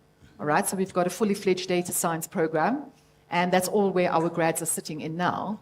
And when we look at the beauty of somebody studying like your social science, like psychology, for instance, and economics, together with people that are studying your STEM disciplines, you can only but solution for value at the end of the day. Right. Right, so that's important. Excellent. Thank you for bringing that up, because we need to understand that cross-disciplinary. Prof, we conclude with you here. You told us you want to be around in 2050. So give us, please, the key milestones or achievements that you believe would indicate that we are successful in implementing this proportion, the the national strategy that was adopted nearly 20. This was before 9/11. That was a long time ago. That was a long time ago. How would we know we are moving in the right direction? We are keeping track of our milestones and the vision there. I think at the pre-university level, there's data that's being tracked. And when you look at the data of what proportion of grade 12 students attain 50%, in fact, a friend of mine who's in Umalusi says that has remained steady at about between 21 and 24%. And then you look at students who get about 60% and above, which is what maybe accounting, engineering, and so on they require. That's 15% or thereabout. So one, we need to find a way of significantly Scaling up. scaling that up in terms of how many students make the grade in terms of our own targets in terms of the learning outcomes. Then at the university, I mean, of course, then this spills over to university. But where it comes to universities, I think we need to be looking at what are the new qualifications that we can develop Right. that these young people would move into, rather than those that we aspire. I'm not saying that they are not important, but people aspire to be chartered accountants and engineers and so on. But there are new professions that are coming up or new qualifications. Now, there are certain university systems that are far ahead of us in terms of making that investment. UK, you can look at what the investment that they've done in responding to AI, digital technologies, where universities and the private sector work together. So for me, those are the performance of the system. Right. The length of time that students take through the system also needs to improve. And the proportion of people that actually finish in the end. All right, let's give our thanks to Vanessa Ogo from Standard Bank, Robert Zwane from SAICA, Celiwe Ross from Old Mutual, and Professor Loiso Nongwa. He's going to be our Project 2050 patron. A round of applause. Thank you. Thank you very much.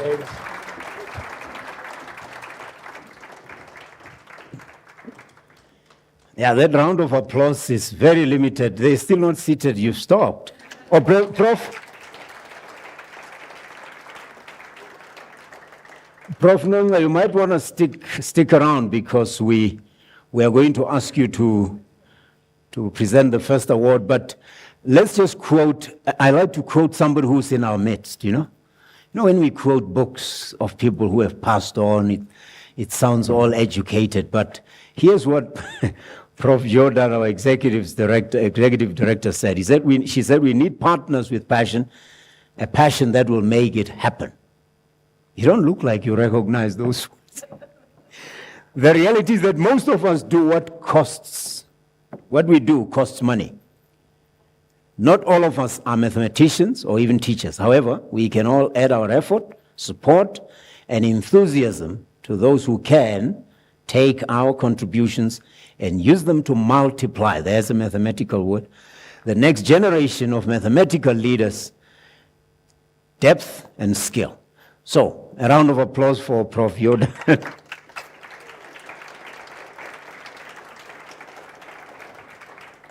A marketer I respect, Peter Shields, once wrote a book called Passion Makes Perfect. And I think we need to appreciate that the value of passion is underrated. Someone with passion but little talent can overcome someone with a lot of talent but no enthusiasm or passion. So let's give a round of applause. By the way, my children, I want you to look up a 24-year-old called Bethlehem Desi. Bethlehem, Bethelhem, and the surname is Desi, Dessie. Look her up. She's an Ethiopian computer scientist who was I once was in a room, Prof. Jordan, that at a conference somewhere in the Middle East where Sophia was present. Sophia the robot.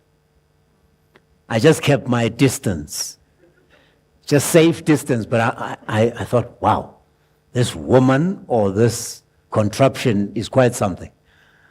And I was knocked out when I found out that one of the companies that worked in developing Sophia the robot was Ethiopian. And the founder of that company is a young woman who's only now 24, called Bethlehem Desi. She runs a program called Anyone Can Code. ICOG, Anyone Can Code, in Ethiopia. So let's learn from fellow African countries, because it's more when we see what people who face the same conditions that we face can do that we get encouraged. But thank you very much. We thank our panelists, obviously, and we are going to ask you, Prof. Nongla, to come through and help us with the award. And let's now go. Am I hearing? Okay. So we're going to be introducing and recognizing outstanding individuals here who have dedicated their time, expertise, and passion to mathematics education through their invaluable service on the Foundation's problem committees. It's not a problematic committee, it's a problem committee, which gives you the problems that you solve to become the superstars that you... Why are you chuckling, man? I'm telling you, I'm giving you the pearls here.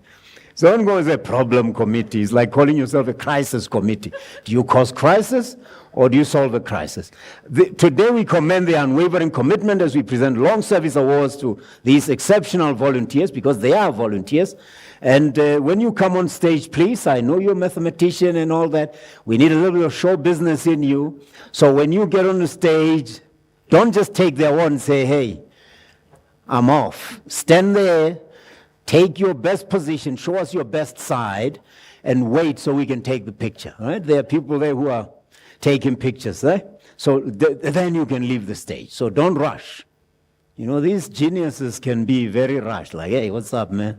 I'm out. No, we don't do that. So we first of all acknowledge two remarkable individuals who have dedicated an astounding 2 decades. That's 20 years. I'm sure that's a little hard for you to fathom, but 20 years to shape in this South African Mathematics Olympiad, an event that has nurtured mathematical excellence in our nation. First of all, Professor Ben Herbst.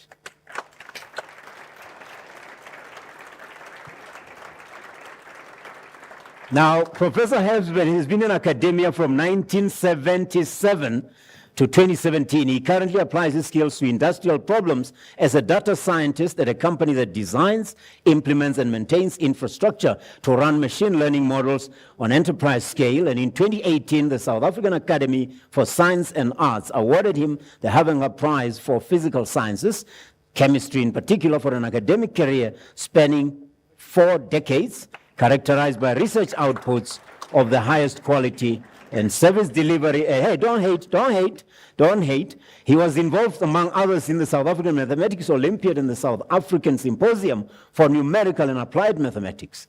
So, okay, maybe I should read the resume and announce the winner. You got to know why we are awarding. You got to make a business case here. You say you're a salesman, man, I'm a business case baker. The second one, so let's applaud Professor Herbst. The next recipient is a dedicated educator and prolific researcher who holds a teaching diploma from Springfield College and later earned a bachelor's degree and an honors degree in pure mathematics, from UNISA. With a profound passion for teaching, he received a Distinguished Teacher Award in 2017 and pioneered innovative teaching methods using videos. His remarkable academic journey includes a PhD in general relativity from the University of Natal and the publication of 70 research papers in this field and reviewing for numerous international journals.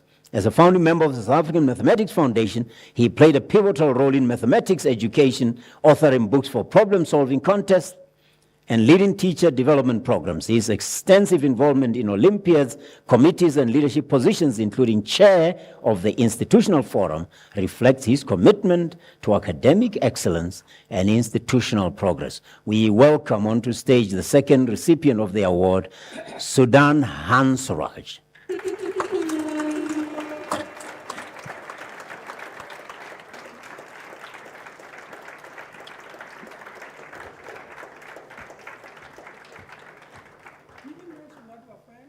Oh, yeah, there you go.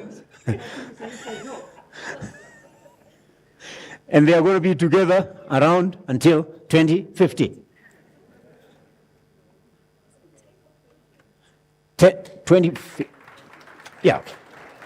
years. Thank you. Thank you, Dr. Hansraj. Okay. All right, we need to now welcome somebody to stage. We are awarding, oh, are we done with the awards? No, we're not. Are we done with the awards? Hey? Marcangelo. This one, is it? Okay. Prof, I think your work is not done. You haven't sung enough for your lunch. Hey, they tell me we have another award for 10 years of dedication. We were doing 20 years, right? Now we're doing 10 years. The current head of mathematics at Kearsley College, who previously held leadership roles at institutions like St. Stephen's Girls' College and Oundle School in the UK, his passion lies in fostering problem-solving skills through mathematics, which he considers a powerful tool to stimulate critical thinking. With extensive experience, he has contributed significantly to education, serving as national examiner for the IEB, a mathematics portfolio moderator, and an IEB NSC grade 12 exemplar paper setter. His commitment extends to the South African Mathematics Challenge, where he co-creates papers and plays an active role as a committee member. Let's applaud Mark Ancelotti.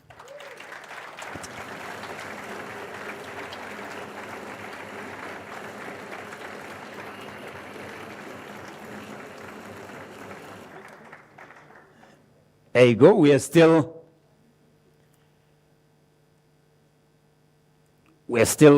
going on. We're still going on with the awards. Thank you. Ah, wow. Okay. But now you see why Prof. Nongla is here, right? And it says something about the teachers. Good teachers can turn the fortunes of a nation. The next recipient has been involved with South African Mathematics Challenge for the past 10 years. Grade 6 Problem Committee convener, there goes again the Problem Committee, who has chaired the South African Mathematics Challenge Management Committee for the past year. He received a Bachelor of Science degree from Rose University in 1992, obtaining a distinction in Mathematics 3, for which he received the coveted David Williams Memorial Prize for the highest mark in Mathematics 3. He subsequently obtained BSc Honours in Mathematics at the Nelson Mandela Metropolitan University. He's currently employed by the Department of Basic Education as the Deputy Chief Education Specialist in the Citibank East District, that's in the south of Gauteng. His previous positions include mathematics and physical science teacher at high school and head of mathematics department before joining Department of Education as a mathematics senior education specialist in 2008. Let's give a round of applause for Ashley Agu.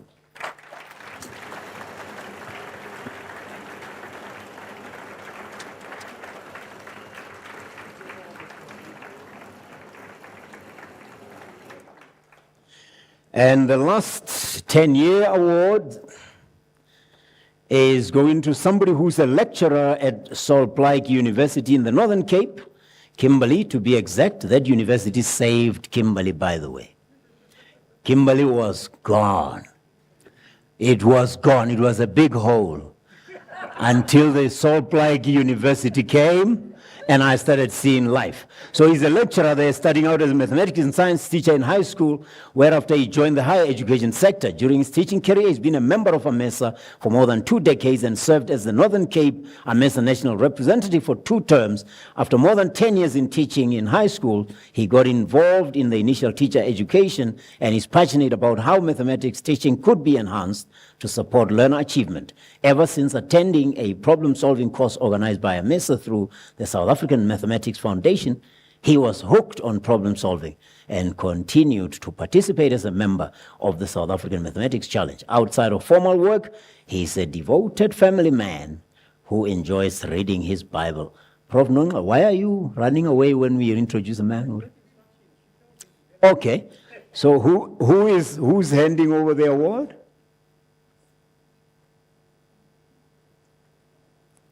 Okay. Let's welcome to the stage then Mr. Jeffrey Thomas.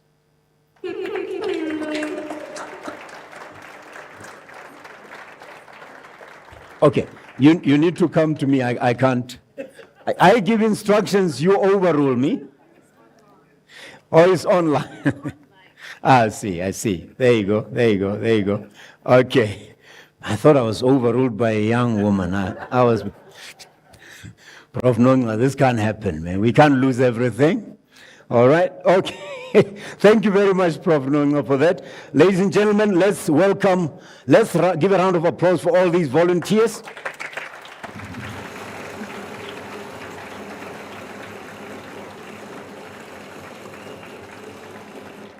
We need volunteers. And parents, by the way, we know we're not giving awards to you. But as a parent, seeing your child here is probably the best award you can ever receive. And I speak as a parent, I speak as an educator, I speak as somebody who works at a university. There are many, many young people who are perishing right now as we speak, right now, because they are not engaged in anything constructive. And there are parents out there who are not just fathering and mothering their own children, but they are helping the entire nation. So really, let's give thanks to that. But we move on to the next item. We are going to be welcoming the sponsors. I think we need the sponsors on the awards now to get to the first awards. Our sponsors. President-elect of the Actuarial Society of South Africa, Astrid Scheiber, who's the manager of calculator trainers at Casio. So we have Cost Economo and Astrid Scheiber. Please join us on stage.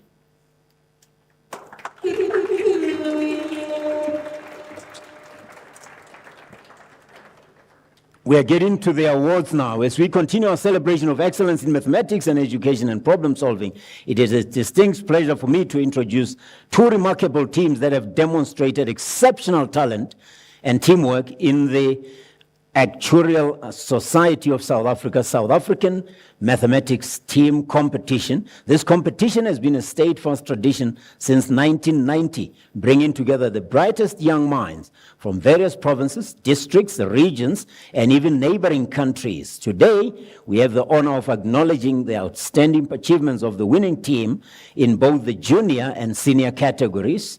So again, my children, I know you are mathematicians and everything. You need a little performing arts when you get here. Stand on stage, make sure your picture has been taken, because we want to say we knew you before you became an Einstein, you know. So, let me ask you to join me in recognizing the junior winning team representing the Western Cape. And the junior winning team, we welcome the team captain to stage, Ben Murray.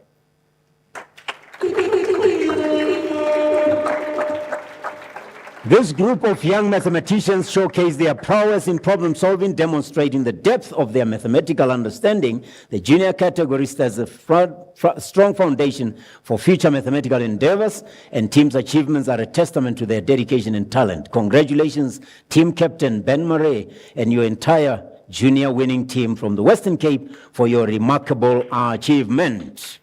A round of applause.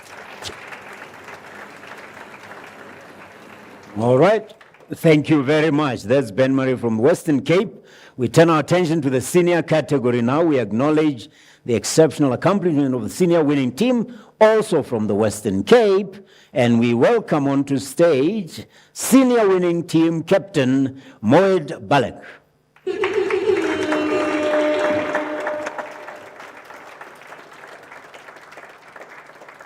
This represents the culmination of years of mathematical study and exploration. The success reflects their advanced mathematical skills and ability to work collaboratively as a team under challenging conditions. Congratulations to team Moed and your senior winning team from the Western Cape for your remarkable achievement. A round of applause once again.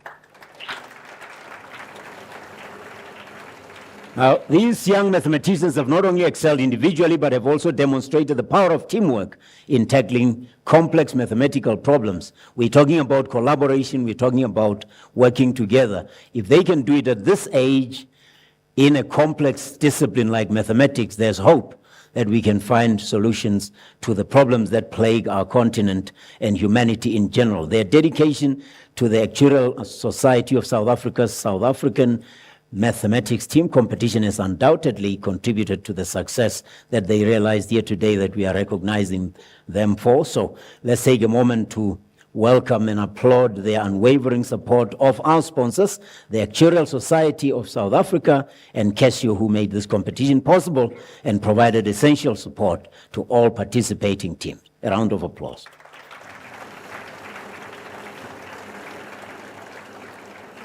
Now, you know, when I grew up, there was this chess game that we were learning, and then somebody told us, no, there's a computer that can play chess. So I want to know, at Casio, do you ever have a competition between machines and humans and just see who can work out complex numbers? I think humans would beat calculators, right? Complex numbers. I saw this young boy who was able to add numbers. I thought, this is a machine dressed in human clothes. There you go, there you go. So I hope, one day to see a competition between a machine and a human being. Casio, let's make it happen. Come on now. Come on, make this fun. Even more fun than you have made it. Let's celebrate now the exceptional achievements of individuals who have demonstrated their unparalleled talent and dedication at the Standard Bank South African Tertiary Mathematics Olympiad. We're going to universities and TVET colleges and all that. The Tertiary Olympiad is not merely a competition, it is a celebration of the mathematical excellence. And the Foundation's Problem Committee crafted a series of challenging and thought-provoking problems that put creativity and problem-solving abilities of the university's students to the test. Let's call on from Standard Bank, Vanessa Oga, who's program manager there, to hand over the awards.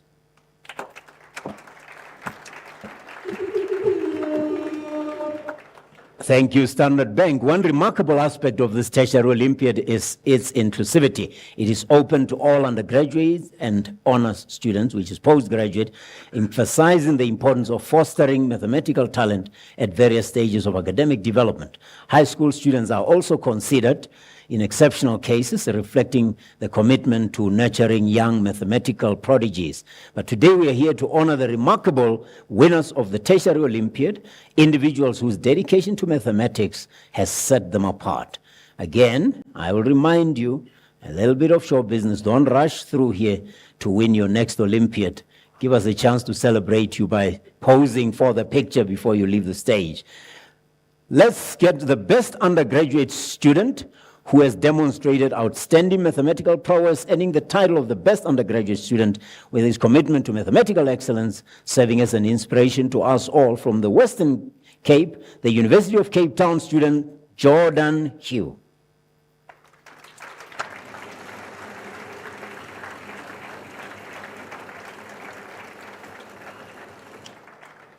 The picture is going to look better if you continue applauding while he's being photographed.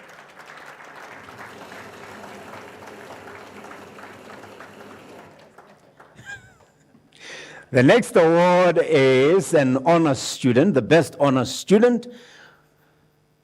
From the University of KwaZulu-Natal, Aaron Naidu.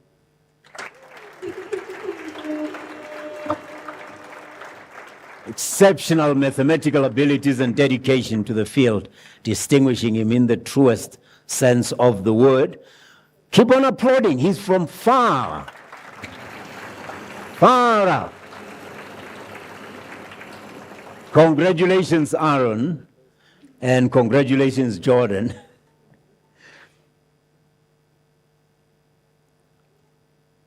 There you go. And today we're not just here to honor exceptional winners of this Tertiary Olympiad, but we're also here to recognize the University of Stellenbosch for their outstanding performance and dedication to mathematical excellence. This institution, ladies and gentlemen, has consistently demonstrated its commitment to fostering mathematical talent and providing a nurturing environment for the growth of young mathematicians. To welcome onto stage, I ask you to applaud the recipient of this award on behalf of the University of Stellenbosch, who is also an alumnus of the Old Mutual South African Mathematics Olympiad and the International Mathematics Olympiad. Let's welcome Dr. Dirk Besson.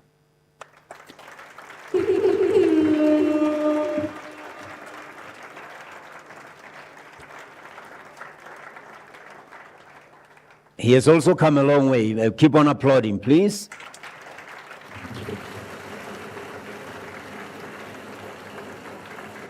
And thank you very much, Vanessa Oga from Standard Bank, and to Standard Bank for supporting this Tertiary Olympiad. Ladies and gentlemen, we move right on to the congratulations of the Stellenbosch University and Standard Bank for that. We commend all of them for their unwavering support and commitment of mathematical excellence and in shaping the future of mathematics in South Africa. And we also must congratulate Jordan Hugh and Aaron Naidu for their commendable achievement.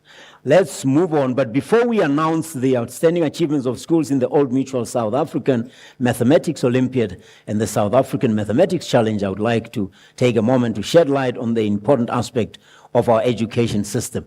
I think Vanessa mentioned it when she spoke, the quintile system, which is an important component of our education landscape. It's critical to understand how it works. I'm sure most of you here already know, but there are people joining us online. Let's just emphasize that schools in South Africa are classified into 5 categories, and those categories are sort of distinguished by their economic or socioeconomic disadvantage. So the quintile 1, quintile 2, quintile 3 schools usually do not charge school fees, or they are called school fee-free.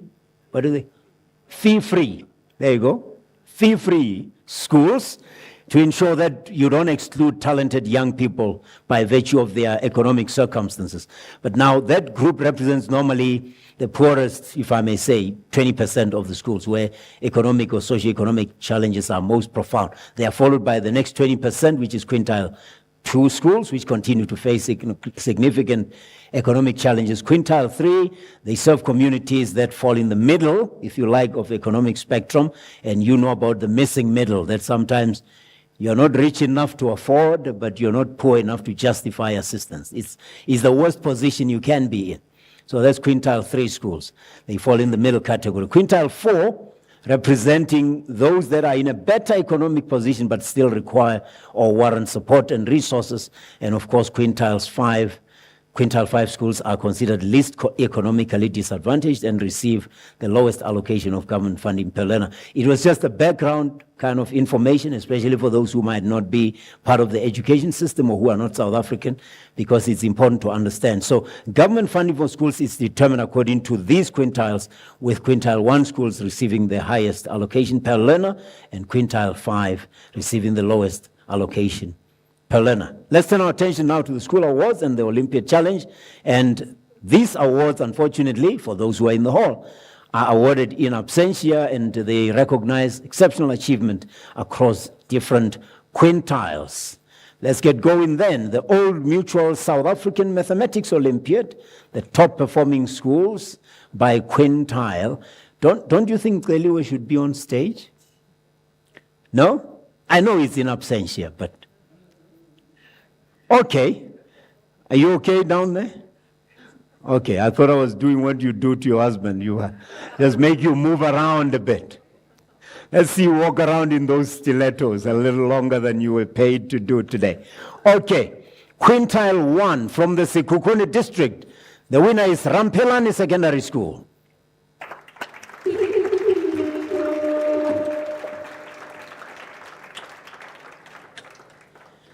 And quintile 2 from Zululand District Municipality, Busiso Technical High School. And from Capricorn District Municipality in Limpopo, Marobatota High School.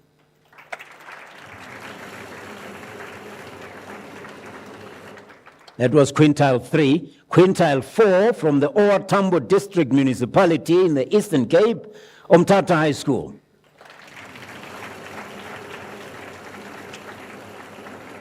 Quintile 5 from the City of Cape Town Municipality, Westerford High School.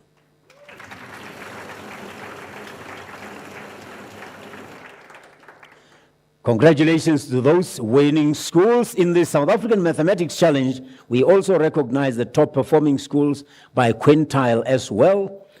This is now the primary schools that we are moving to. Quintile 1, Nyandeni Primary School is the winner.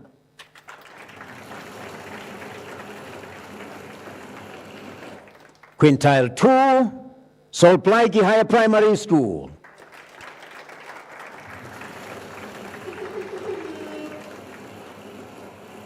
Quintile 3, a beautiful story, Yintlelento Primary School.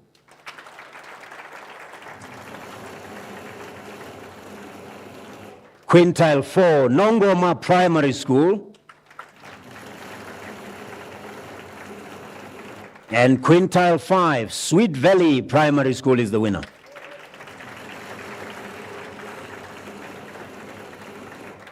Thank you. These schools have demonstrated excellence in mathematics education, and their achievements are a testament to the education of both the learners and educators. Congratulations to all of them, top performing schools in the Olympiad and in the challenge. And your achievements are a source of pride and inspiration to all of us. And we commend you and your dedication for it. Now let's call on to stage the Executive Director of the South African Mathematics Foundation, Professor Jordan, to present the next awards.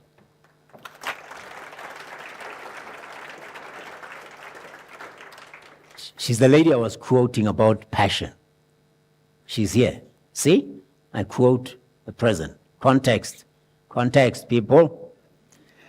We are reaching one of the highlights today in this great excitement. Let's acknowledge and celebrate our outstanding achievements of the overall top performing schools in the Old Mutual South African Mathematics Olympiad and the South African Mathematics Challenge. These schools have demonstrated a commitment to excellence in mathematics education that is truly commendable. They have fostered an environment of rigorous learning and problem solving, nurturing the mathematical talent of their learners. So, a reminder, oh, he's even yawning. I'm saying, when you get onto stage, please don't rush past. I've seen some of you still wanting to do that, like, give me my award, let me get out of here. Please don't do that. We put on our best suits for this award. We want to see you. We want you to also stand there and let your school corporate identity be visible. Without further ado, let me announce the overall top performing schools in both competitions. The overall top performing school in the Old Mutual South African Mathematics Olympiad is none other than Midstream College.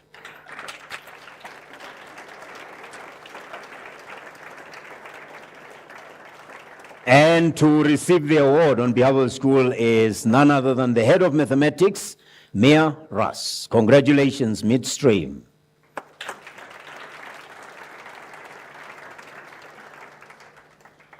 We move on to the South African Mathematics Challenge for the title of the overall top performing school, and this goes to none other than Sweet Valley Primary School.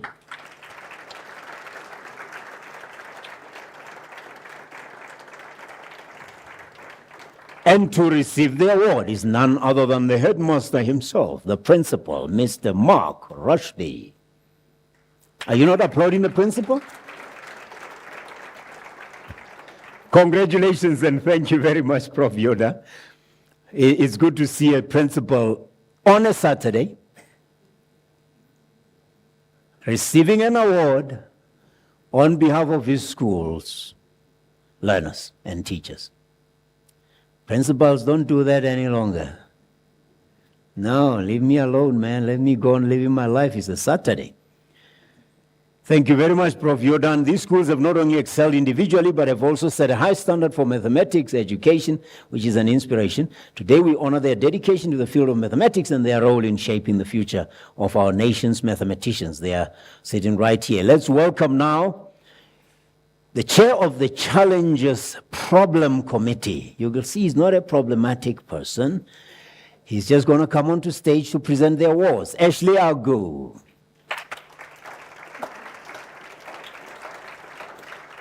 He joins us to honor the remarkable group of young minds and learners whose dedication to the pursuit of excellence in mathematics earned them a place among the top performers in the junior division of the South African Mathematics Challenge. These are not just any learners, they are top 10 in the junior and senior divisions, and their ages range from a mere 8 years of, believe it or not, to 10. See, that's why they're already drowsy, because they are not used to men in stodgy suits talking for a long time. They want to play mathematics game, But we appreciate them, and we look forward to what they can do. So, my children, you heard what I said, or were you already thinking of the next problem? Okay, just to make sure you don't rush past, when you get here, I'm going to ask you a question,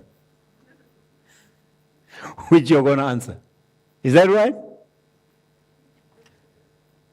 Okay, let's start with the silver medalists in the junior division of the South African Mathematics Challenge, and these are from Rondebosch Boys Preparatory School, a grade 5 learner, Ethan Wade.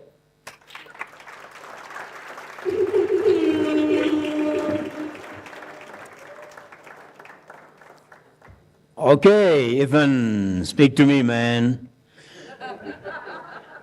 Okay, stand right there. I think we should give Ethan a microphone. No, we don't have a microphone? Ethan, the question I have for you is, if you could have a superpower for a day, one day you're Superman, what would that superpower be and why?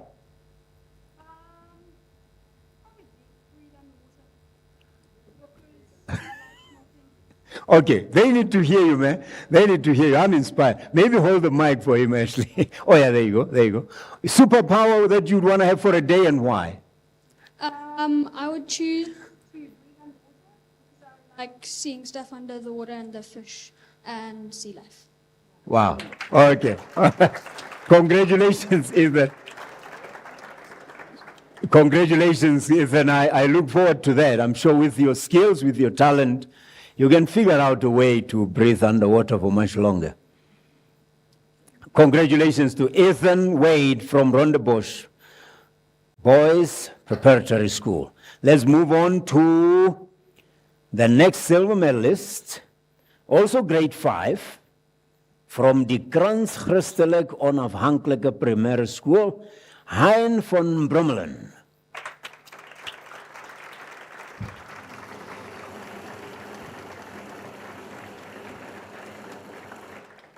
Okay, Hein, I also want to speak to you, so grab that microphone. Congratulations.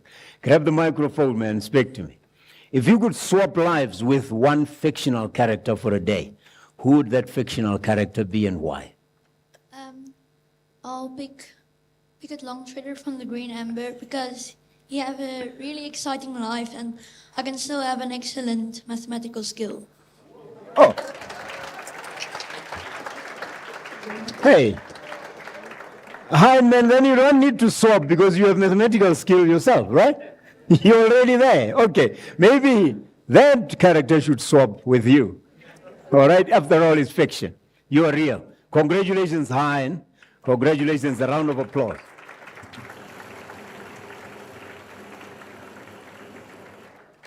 The next prize goes to a grade 5 learner from Merrifield Preparatory School, Hugo Bonham.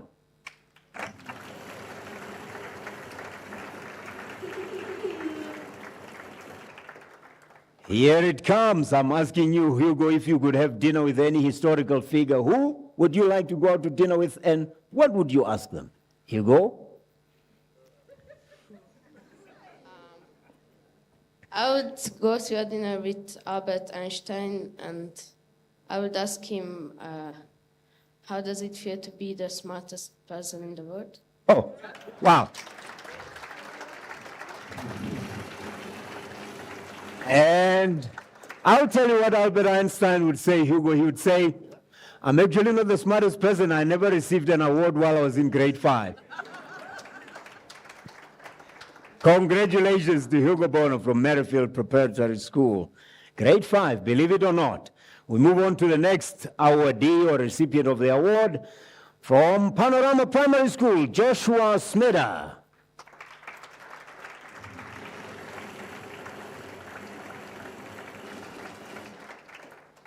Joshua, grab the microphone and speak to me. Suppose you have superpower for a day. What superpower would that be and why? I guess it would probably be to know how other people are feeling so that I can help them. Ah, there you go. There you go.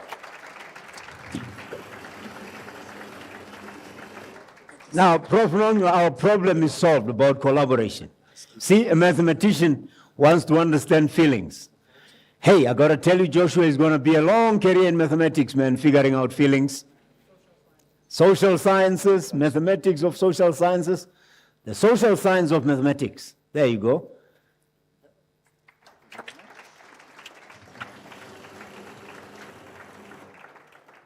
Congratulations from Panorama Primary School. You're never too young to lead. You're never too young to be a visionary. The next awardee is a grade 4 learner from Curro Somerset West School, Chiara Marie van Dalen.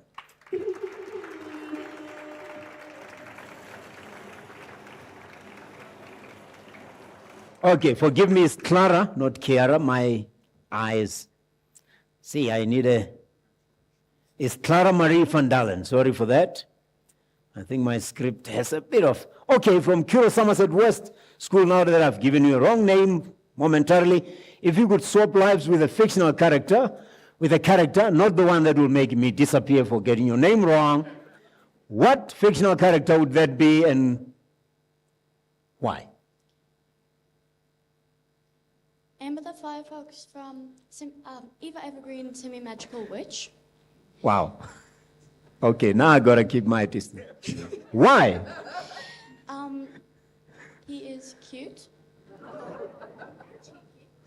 Ah. And I don't want to be the main character because really, I don't want to do something wrong. Oh, you want to do something wrong and not get into trouble? Yeah. There you go. Congratulations, Clara Marie. The imagination of these kids, man. The imagination of these kids. So when she said Firefox and I said witch, I thought, you're going that way. I read a book as a kid called The Wily Wizard and the Wicked Witch. Hey, but that's long ago. It was before AI. All right, we move on to the next one, grade 5 learner from the Western Province Preparatory School. Please welcome Oliver Kipps.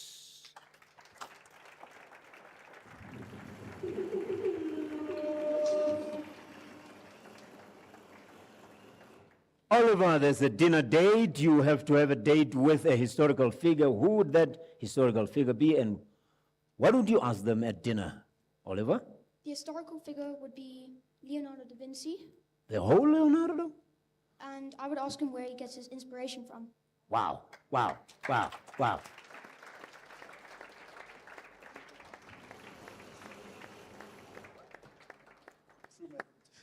See, the mathematicians, once we get to the point. Leonardo da Vinci. You're young enough, you could beat Leonardo, you know. Let's move on to another grade 5 learner from the Thomas More College, Sorit Pichamutu.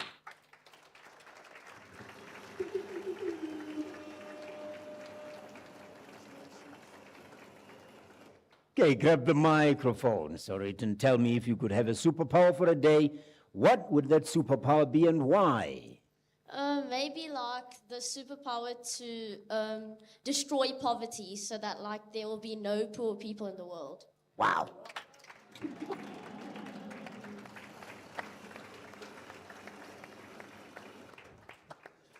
You know, if you ask someone, Vanessa, they will say, nah, that's impossible. But tell me not in mournful numbers, life is but an empty dream. These children actually know it's possible. And as they grow older, we teach them to not believe until they are like us, believing in nothing. I can't get over what I'm seeing in the Middle East right now. And I'm willing to bet you poverty would have made that problem either half or a quarter of what it is. So hold on to that dream. Dreams are the wings of the mind, the song was in the 70s. So hold on to that dream, Sorit. You might just be onto something. Grade 5 from Bishop Mackenzie International School in absentia. Let's give a round of applause to Toby Muller.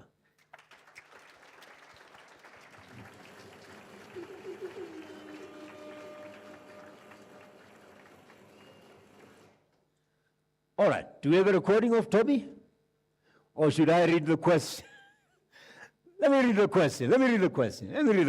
The question to Toby was, if you could have a superpower for a day, what would that superpower be and why? And Toby's answer was the superpower to fly, to avoid traffic and to travel really fast. Now, do you see why Toby is not here?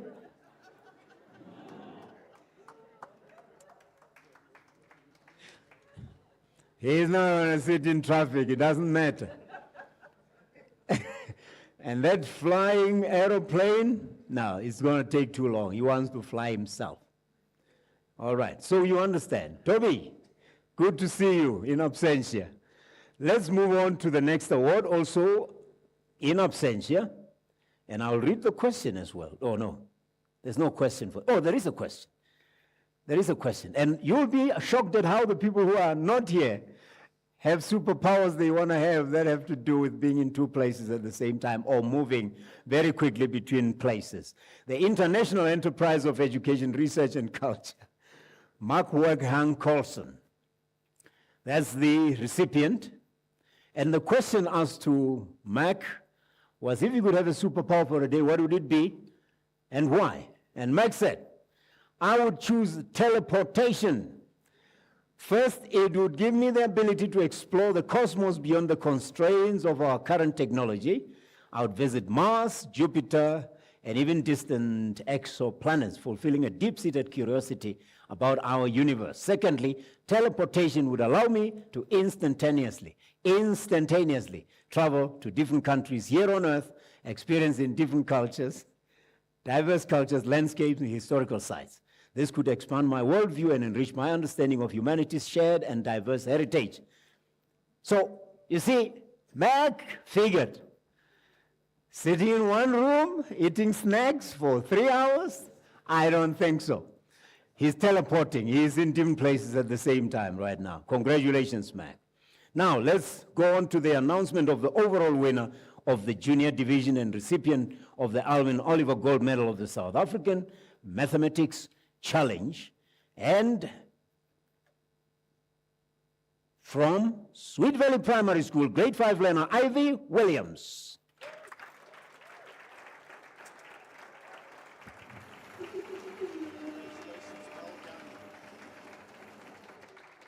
And I can tell you, Ivy is going to give you an answer that's going to make you leave your fantasy or start running for cover.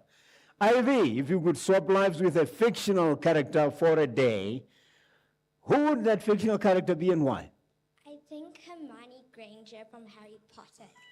Because she's really smart. Ah, there you go. Smarter than you? I think so. Really? You're wrong, Ivy. She's not smarter than you. Congratulations.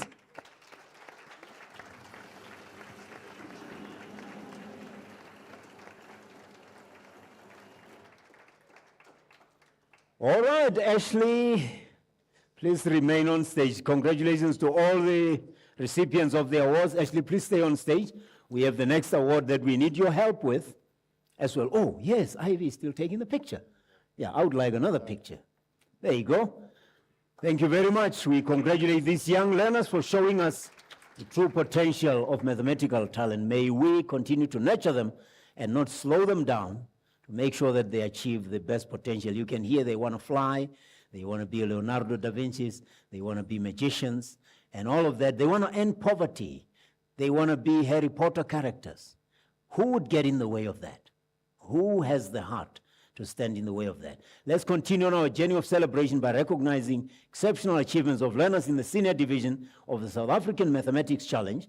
These young minds, ranging from the ages of 11 to 13, demonstrated an exceptional grasp of mathematics, showcasing their problem-solving prowess in non-routine mathematical problems. So count me out. I struggled with routine. Non-routine is a bridge too far. So, The question and answer will still be there, so we will continue. Let's start with the silver medalists in the senior division of South African Mathematics Challenge, and from Wakeham Collegiate, grade 7, Arya Pillay.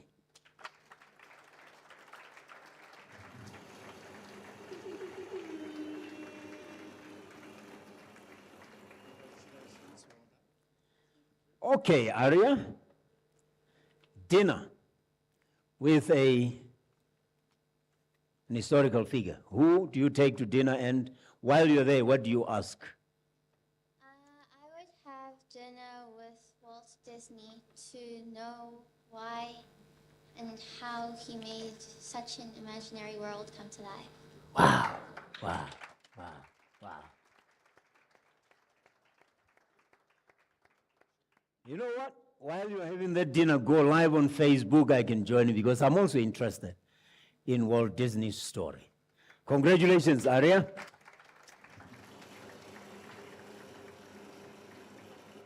The next award, here comes grade 7 from Glenwood Preparatory School, Daruk Kumarasamy.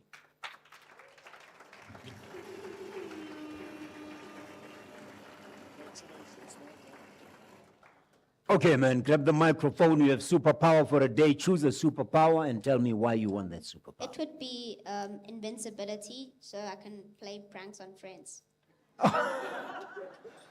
Oh, so you see, he's already out of pranks. I mean, look at this kid. I'm sure he would have played pranks on a lot of people.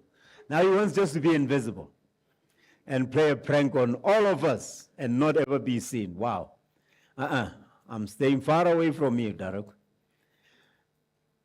From Maragon Olympus Private School, a grade 7 learner, Daniel Bester.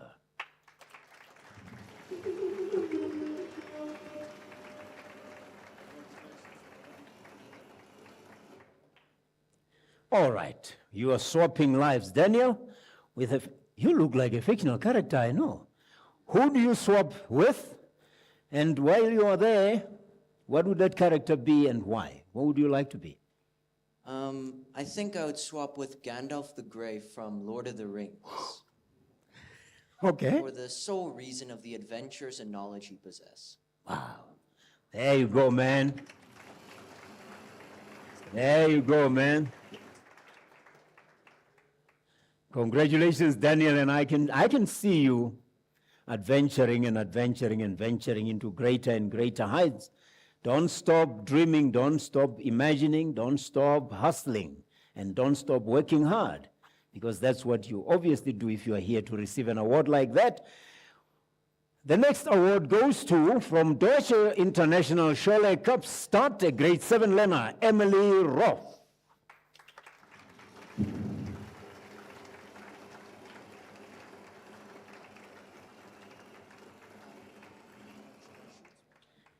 Okay, Emily, you are a fictional character for a while. Who is that fictional character and why? I would be Anne from Anne of Green Gables because she has a very unique perspective on a lot of things in the world. And another reason? The scenery in the book is very nice.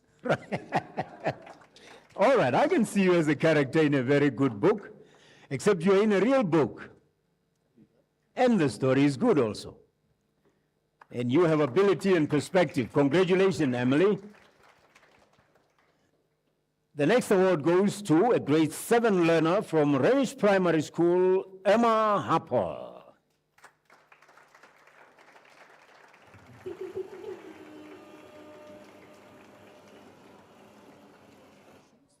Okay, Emma, superpower I'll give you for a day.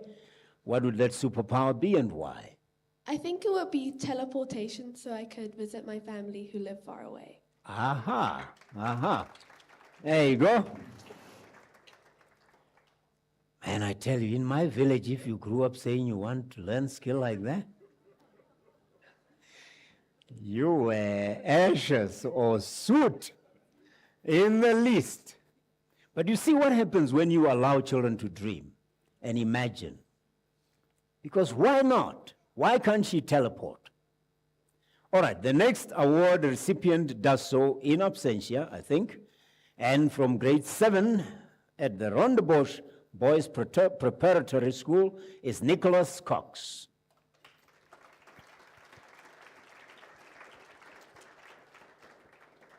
Now, Nicholas Cox is in the Western Cape, in Cape Town to be exact. You'll be not surprised to hear that when we asked him, who's the person that you would like to have dinner with, a historical figure, and what would it be, and what would he ask that? He said it would be Dr. Nelson Mandela, and I would ask him how he stayed so hopeful and so compassionate his whole life. You see, when you're in Cape Town, you can see Robben Island. So I think Nicholas is thinking, this man on that island for so long and remaining optimistic must have been a hell of a guy. Anyway, congratulations to Nicholas Cox. Olivia Castleton from Somerset House Preparatory School, a grade 7 learner, is the next recipient. Also, oh no, not in absence, yeah? She's going to tell us who the historical figure. Oh no, I just didn't make you disappear. Olivia, sorry about that. Right, you're going to have dinner with a historical figure. Who's that figure, and what would you ask them while you're there? Ada Lovelace, I want to know how she persevered. What did I do? No, you did nothing. You did nothing. You won. You won an award. I want to know how she persevered through the challenges of discrimination because of her gender. Ah, there you go. Congratulations. When your mic went up, and I'm sure you thought you were being discriminated against already, your microphone is getting sabotaged. All right, congratulations, Olivia. All right, the next recipient is from Glenwood Preparatory School, grade 7 learner Rahul Govender.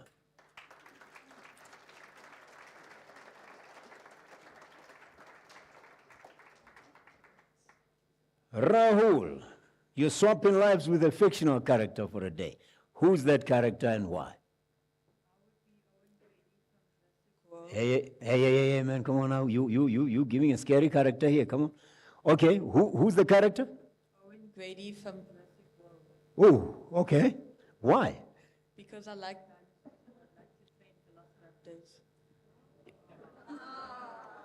All right, they went extinct before you were born. Maybe you could have trained them. You could have trained them to eat less, maybe, eh? So they don't go extinct. Congratulations, Rahul. Congratulations, man. All right, the next award goes to, from Life School Linwood, grade 7 learner Rowan Nevenhuis.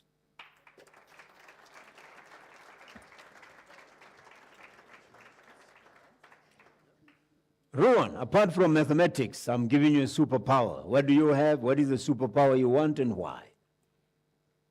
Probably to transform into different animals because I want to experience life from a different perspective. Oh, okay. Congratulations. Congratulations, Rowan. You already experienced a lot in this one. I hope you're not too bored now you start giving up mathematics, man. Congratulations. All right, the next award goes to, from Red Hill School, Yisheng Ning.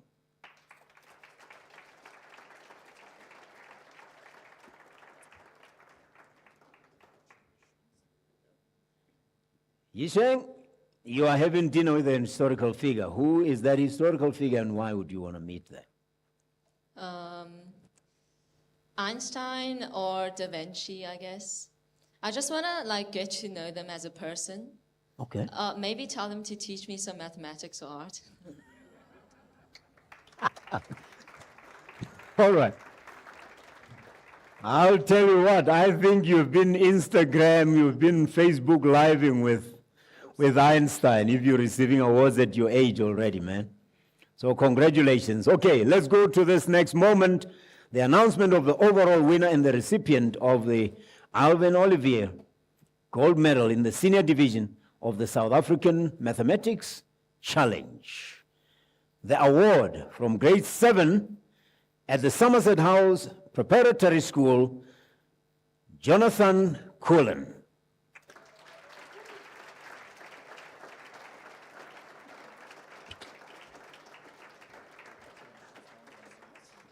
Jonathan, it's dinner time. Who are you bringing to dinner and why? Okay, so And what would you ask them while you're there? Sorry. So I'm gonna take Thomas Edison, Oh. and then I'm gonna ask him what was his motivation behind why he tried to make the light bulb so many times. Right. Excellent. Persistence, persistence, persistence. That's the answer. Congratulations, Jonathan. Thank you very much, Ashley. Thank you. Thank you very much for your help. We only can be in awe of these young learners who excel in mathematics, but not only mathematics, but offer a glimpse into their unique perspectives and aspirations. They are an inspiration, and we are not going to do anything than commend them for their achievement. Let's move on to the next phase now and call on to stage the chair of the Olympiads Problem Committee to present the next award. Ladies and gentlemen, please welcome Thomas Hagspel.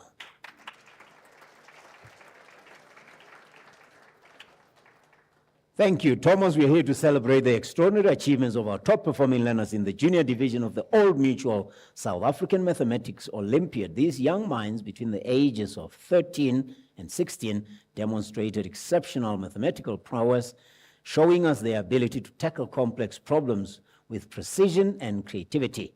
So, we also want to do the question and answer, obviously.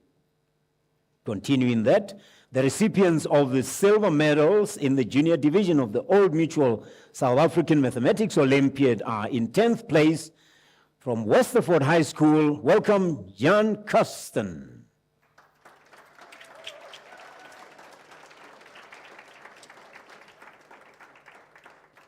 No, don't hate on Jan. Keep on applauding. He hasn't taken the picture yet. Congratulations, Jan. Congratulations.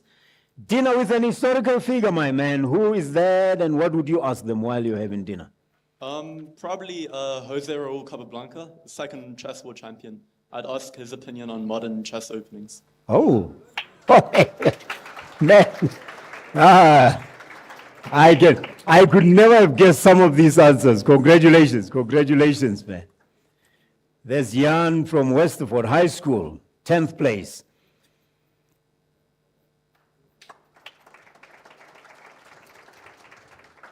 We go on to the 9th place, and from Hoërskool Menlo Park, welcome Frederick Senecal.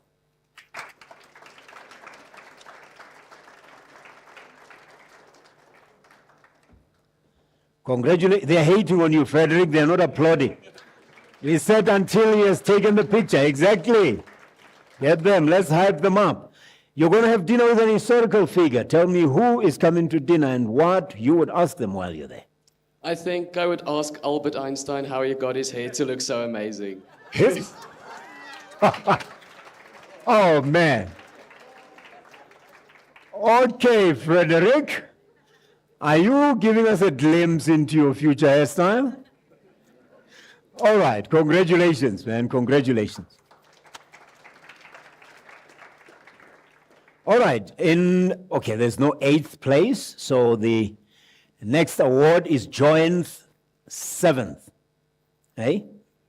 So I'm going to introduce two people that will come to stage one after the other because we obviously need to get to know them, and I'm sure the picture, and then we will have them on stage at the same time so we can have both of them. So we're going to take 3 pictures this time, one each of you respectively, and then stick around, take a picture together. First of all, from St. John's College, grade 8, Xiaoyuan Li.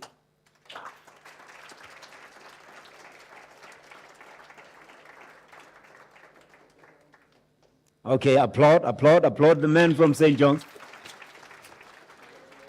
Otherwise, St. John's is not inviting us to their basketball tournament, and I want to go there next year. So please, don't get me in the wrong books of St. John's.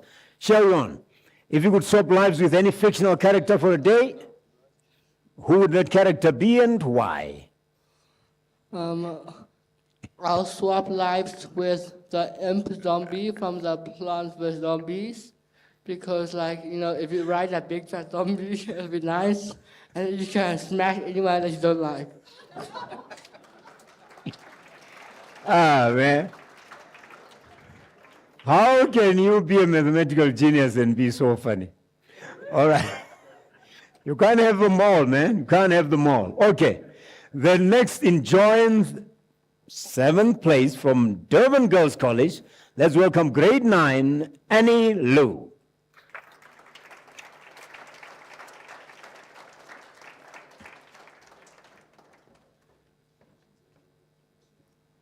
Okay, Annie Lou, the zombies are taken. You swap in lives with a fictional character for a day. Who's that character and why? Minions. I said the zombies were taken. Because they're so cute and they match my energy. There you go, there you go. Congratulations, congratulations. Yeah, they are carefree, but they don't know mathematics, do they? All right, congratulations to the two. I think maybe if they could be on both sides, and then we have, yeah, they can remember forever that they were joined 7th place. All right, congratulations. Xiaoyuan and Annie. All right, we moved. There's no 6th place. We don't like even numbers in this competition. We don't like even numbers in this position, in this competition. So there's no 6th. We only have 5th. 2 people. All right. I need a pronunciation guide on this one. Aye? Okay. 5th place joined from Elkanah House High School as Tizak Pan.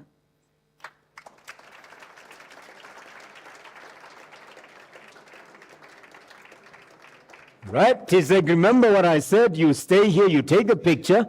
Okay, applaud the young man. Applaud the young man. All right, he's going to tell me. Tizak, if you could have a superpower for a day, apart from mathematical ability, what superpower is that and why? I would have the power to manipulate luck. Oh. Good Lord, you want everything. You can't have mathematics and luck. What's left for us? Oh my goodness. Oh, he wants to win the lottery. Okay. Tizak, man. If you become a financial advisor, I'm not coming to you. Okay. Enjoying 5th place from Bishop Diocesan College is Jeremy Little.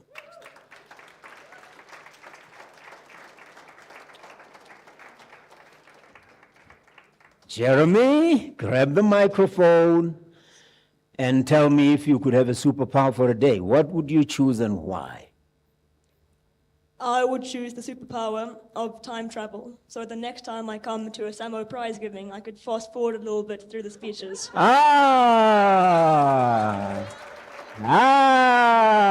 There you go.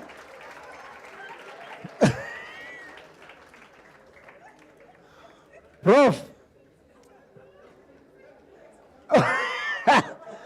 Oh, the boy's mean. Prof, you're not making it to 2050, I'm telling you. We're not making it to 2050, Prof. We fast forward into 2090. There's no 4th place. I told you we don't like even numbers here. We have joined 3rd place.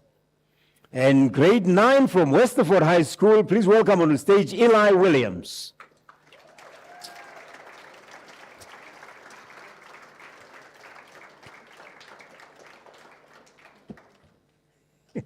Eli, okay, give us a superpower, man, that you'd have for a day and why. I would have time travel, so I can travel. I would have time travel, so I can travel back in time and show Pythagoras a proof that might make him not be irritated. Okay. Now, Jeremy and Eli, you would have a nice contest, wouldn't you? You'd be wanting to fast forward, you want to go back. Let's work out that one mathematically, shall we? Congratulations, Eli. Congratulations, man. Don't go, because in third place from Herzliya High School, we have grade 9 learner Liam Baruch.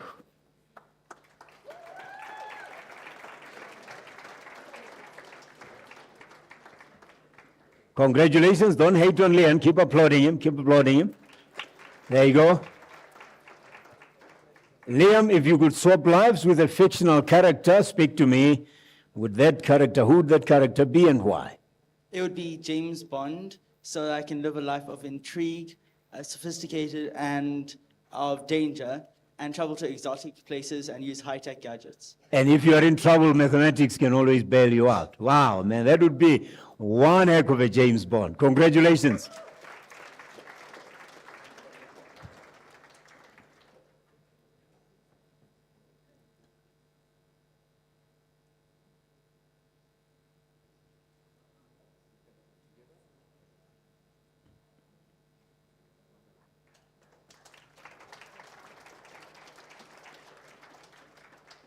Okay, we have second place, grade 9 from Deutsche Schule International in Pretoria, Raishan Wang.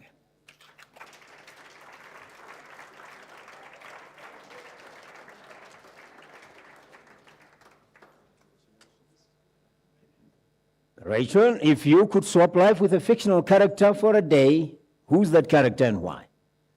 Yeah, so I thought of this, and I think probably Sherlock Holmes, because according to fandom, he has 300 IQ. I want to test my IQ against him. Ah. Okay, excellent. If you win, or if you lose, you win either way. Congratulations, man, congratulations. That was the second place, and the overall winner of the junior division of the Old Mutual South African Mathematics Olympiad. And the recipient of the David du Toit Gold Medal is, from Westerford High School, Ben Murray.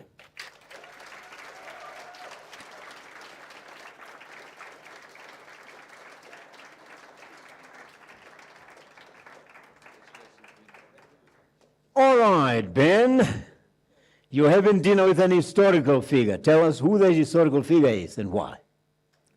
I think I would choose Pierre de Fermat. He was a mathematician, and I would ask him to prove his last theorem. I think he would struggle a bit, but yeah.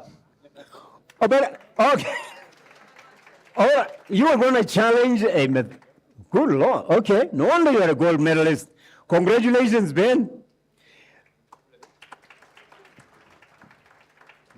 Yeah, I think that last theorem, not that I know about it, but I just know that I think it was some conjecture that went with it.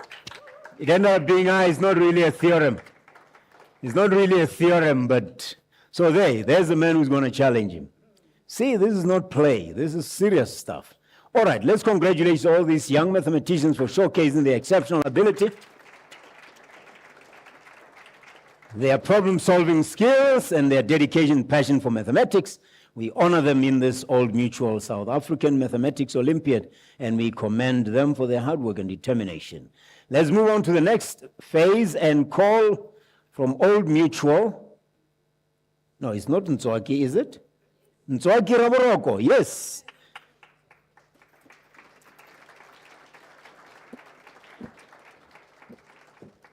Thank you, Ntswaki, mathematics enthusiasts, YouTube viewers, you're still with us, I suppose. Okay, he's going to fast forward us through the speeches, that young man. But now let's reach the pinnacle of this prestigious event and announce the top performing learners in the senior division of the Old Mutual South African Mathematics Olympiad.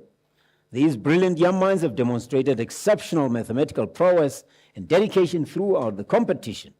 And you know the drill. When you're here, you come through, we take a picture of yours, you receive your award, but we also ask you a question so we can get to know you better. Silver medalist in the senior division of the Old Mutual South African Mathematics Olympiad in 10th place, the first award. From Westerford High School, let's welcome William Alexander.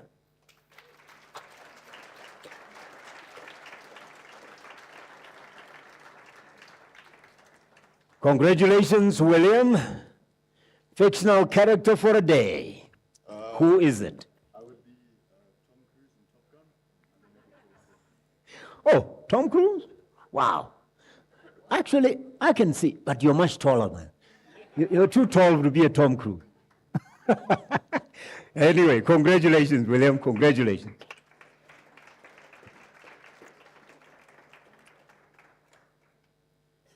All right.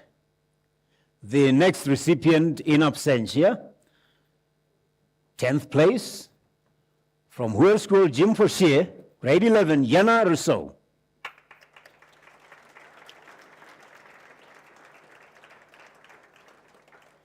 And Yana was asked the question if she could swap lives with a fictional character for a day, and she said, Asterix from Asterix and Obelix, and said it would be interesting. Okay, mythology is not dead. All right, 9th place.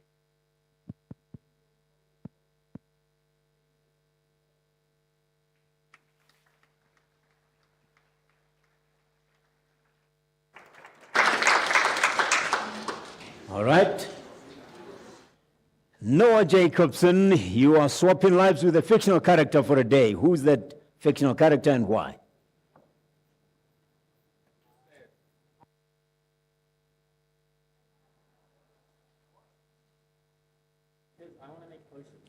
Oh, okay. All right. I would be in your corner. I would be in your corner. Congratulations, Noah. Picture. There you go. All right. In 8th place, from Milton High School, please welcome Aiden Conradi.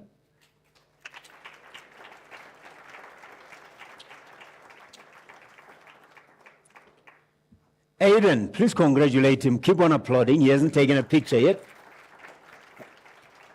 Aiden, superpower for a day you have, my man. What is the superpower and why? I'd like to take the powers of a physics textbook, and then with that, I could turn the world into an ideal case of itself. And just like in the textbook, there'd be no friction between people. Right. Oh, wow. No inertia either. Okay. Congratulations, Aiden. All right. We move on to the 7th place. From Par Boys High School, grade 12, Hugo Brewer.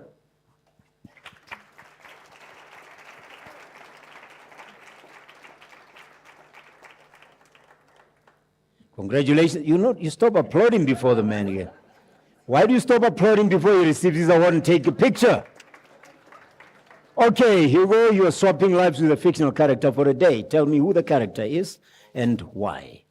I would swap lives with Arthur Dent from the book Hitchhiker's Guide to the Galaxy. Who? So that I can learn the secret to life, the universe, and everything. Oh, man, don't provoke those aliens while you're out there. Congratulations, Hugo. Congratulations. We move to the 6th place, only to find there's no 6th place. We have joined 5th, and the first recipient in 5th place joined from Red Hill High School, grade 10. Please welcome Yan Su.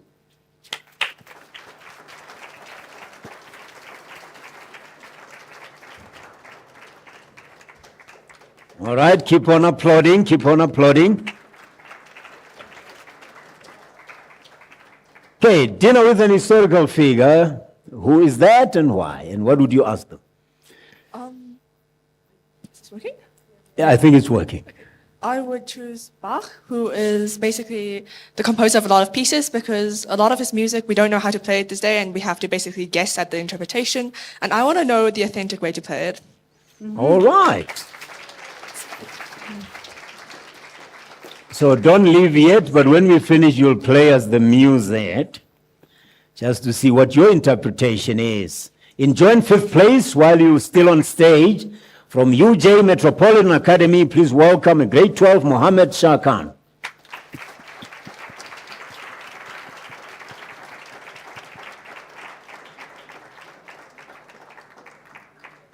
Congratulations, Mohammed. The question is, you have to swap roles with a fictional character for a day. Who's the character who's swapping roles with you? I would swap with Professor Dumbledore from the Harry Potter series. because I would like to know what it would feel like to be a powerful wizard. All right, I can see you managing in that role for a day. Congratulations. And what did I tell you? We don't like even numbers here. We have no fourth place. We have joined third place. Mohammed.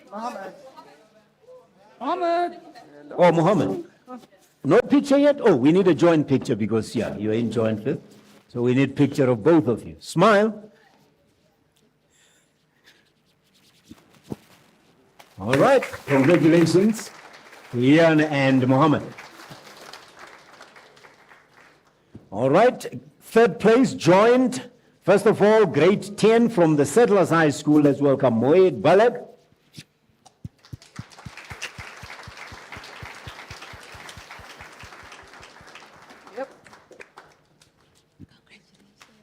Congratulations, Mo. If you are having dinner with an historical figure, who do you choose and why? What would you ask them?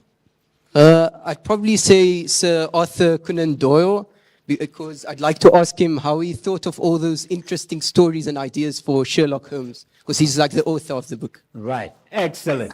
Thank you very much. Excellent.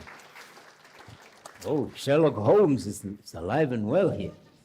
All right, another recipient in third place from Weir School, Parel Polay. Please welcome grade 12 learner Jared Slater.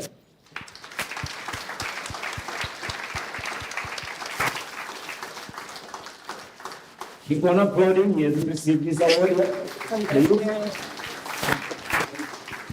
Dinner with an historical figure. Jared, who's that and what did you ask them? I would choose Évariste Galois, the mathematician, because he died under very suspicious circumstances, and I'd like to know how. Of course, he knows how he died. We don't. Okay. I forget that part. Okay, congratulations. Please get your picture together.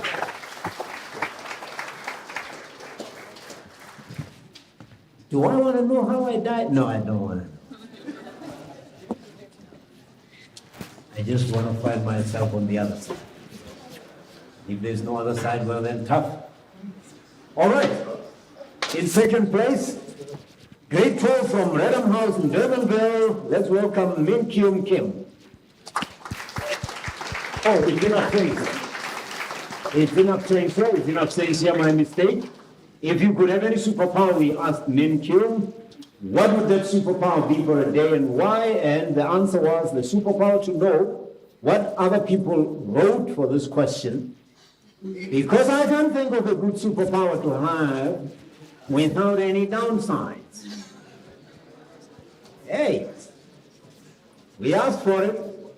Now, the overall winner of the Old Mutual South African Mathematics Olympiad and the recipient of the Durban Roy Gold Medal is from Redham House, Durbanville, Joachim Kim, grade 10 learner.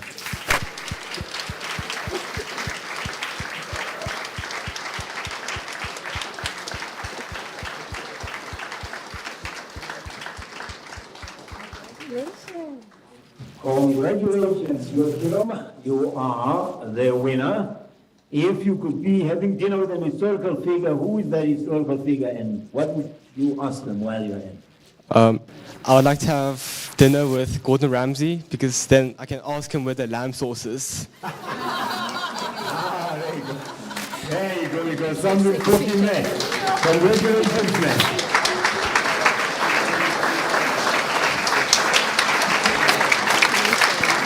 Congratulations to all the winners and thank you, Swaki.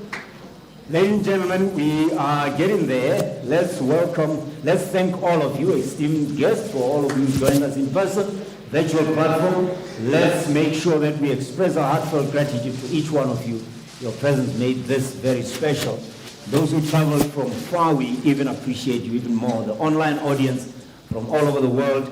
Let's thank the individuals and organizations who contributed to make this event possible, including the sponsors, whose generosity and commitment to the cause of mathematics education have been instrumental in the success of today's event. To also the dedicated teachers who tirelessly nurture and guide young minds. They form the foundation upon which these achievements rest. We applaud your unwavering commitment to fostering a love for mathematics in our learners. Parents, we can't thank you enough and your families for our participants are not here without you, your support, your encouragement, creating the environment in which they can learn, they can dream, they can inspire, creating conditions for them to learn, to study. You play a very crucial role in your success and for lending them to us today because you allowed them to be here. Special note of appreciation to those participants themselves who came here, the stars of today's show. We admire your passion for mathematics, your determination to excel, and your unwavering pursuit of knowledge, which will continue to be a role model for all of us. You are the future mathematicians, scientists, problem solvers in general, who will shape our world as magicians, as Sherlock Holmes, as time travelers, everything that you aspire to become. I say hold on to those dreams. They are real. If you dream it, you can achieve it. Let's recognize the members of media who have covered this event, helping us to share the celebration of these outstanding achievements. And last but certainly not least, let's thank the event management team of the foundation led by Angeline Mashaba for meticulous planning and dedication and hard work, which ensured that the seamless execution of this event happens. Your efforts haven't gone unnoticed, and we are deeply grateful. Bid farewell to this year's award ceremony. Let's carry with us the inspiration of these young mathematicians, the knowledge that education is a powerful tool for shaping the future, and the belief that together we can continue to nurture a love for mathematics and the minds of young people across the nation will lead us to that pot, the golden pot at the end of our rainbow. Let's come to stage for photographs, for interviews. Ben Murray, Ivy Williams, Jonathan Cullen, and Yo-Kyum Kim. And as for the guests, please enjoy your lunch and refreshments outside. They work out the mathematical chance that we all could time travel and have next year's award, because I really had a great time. Thank you very much for being part of this. Thank you. Let's have a picture with the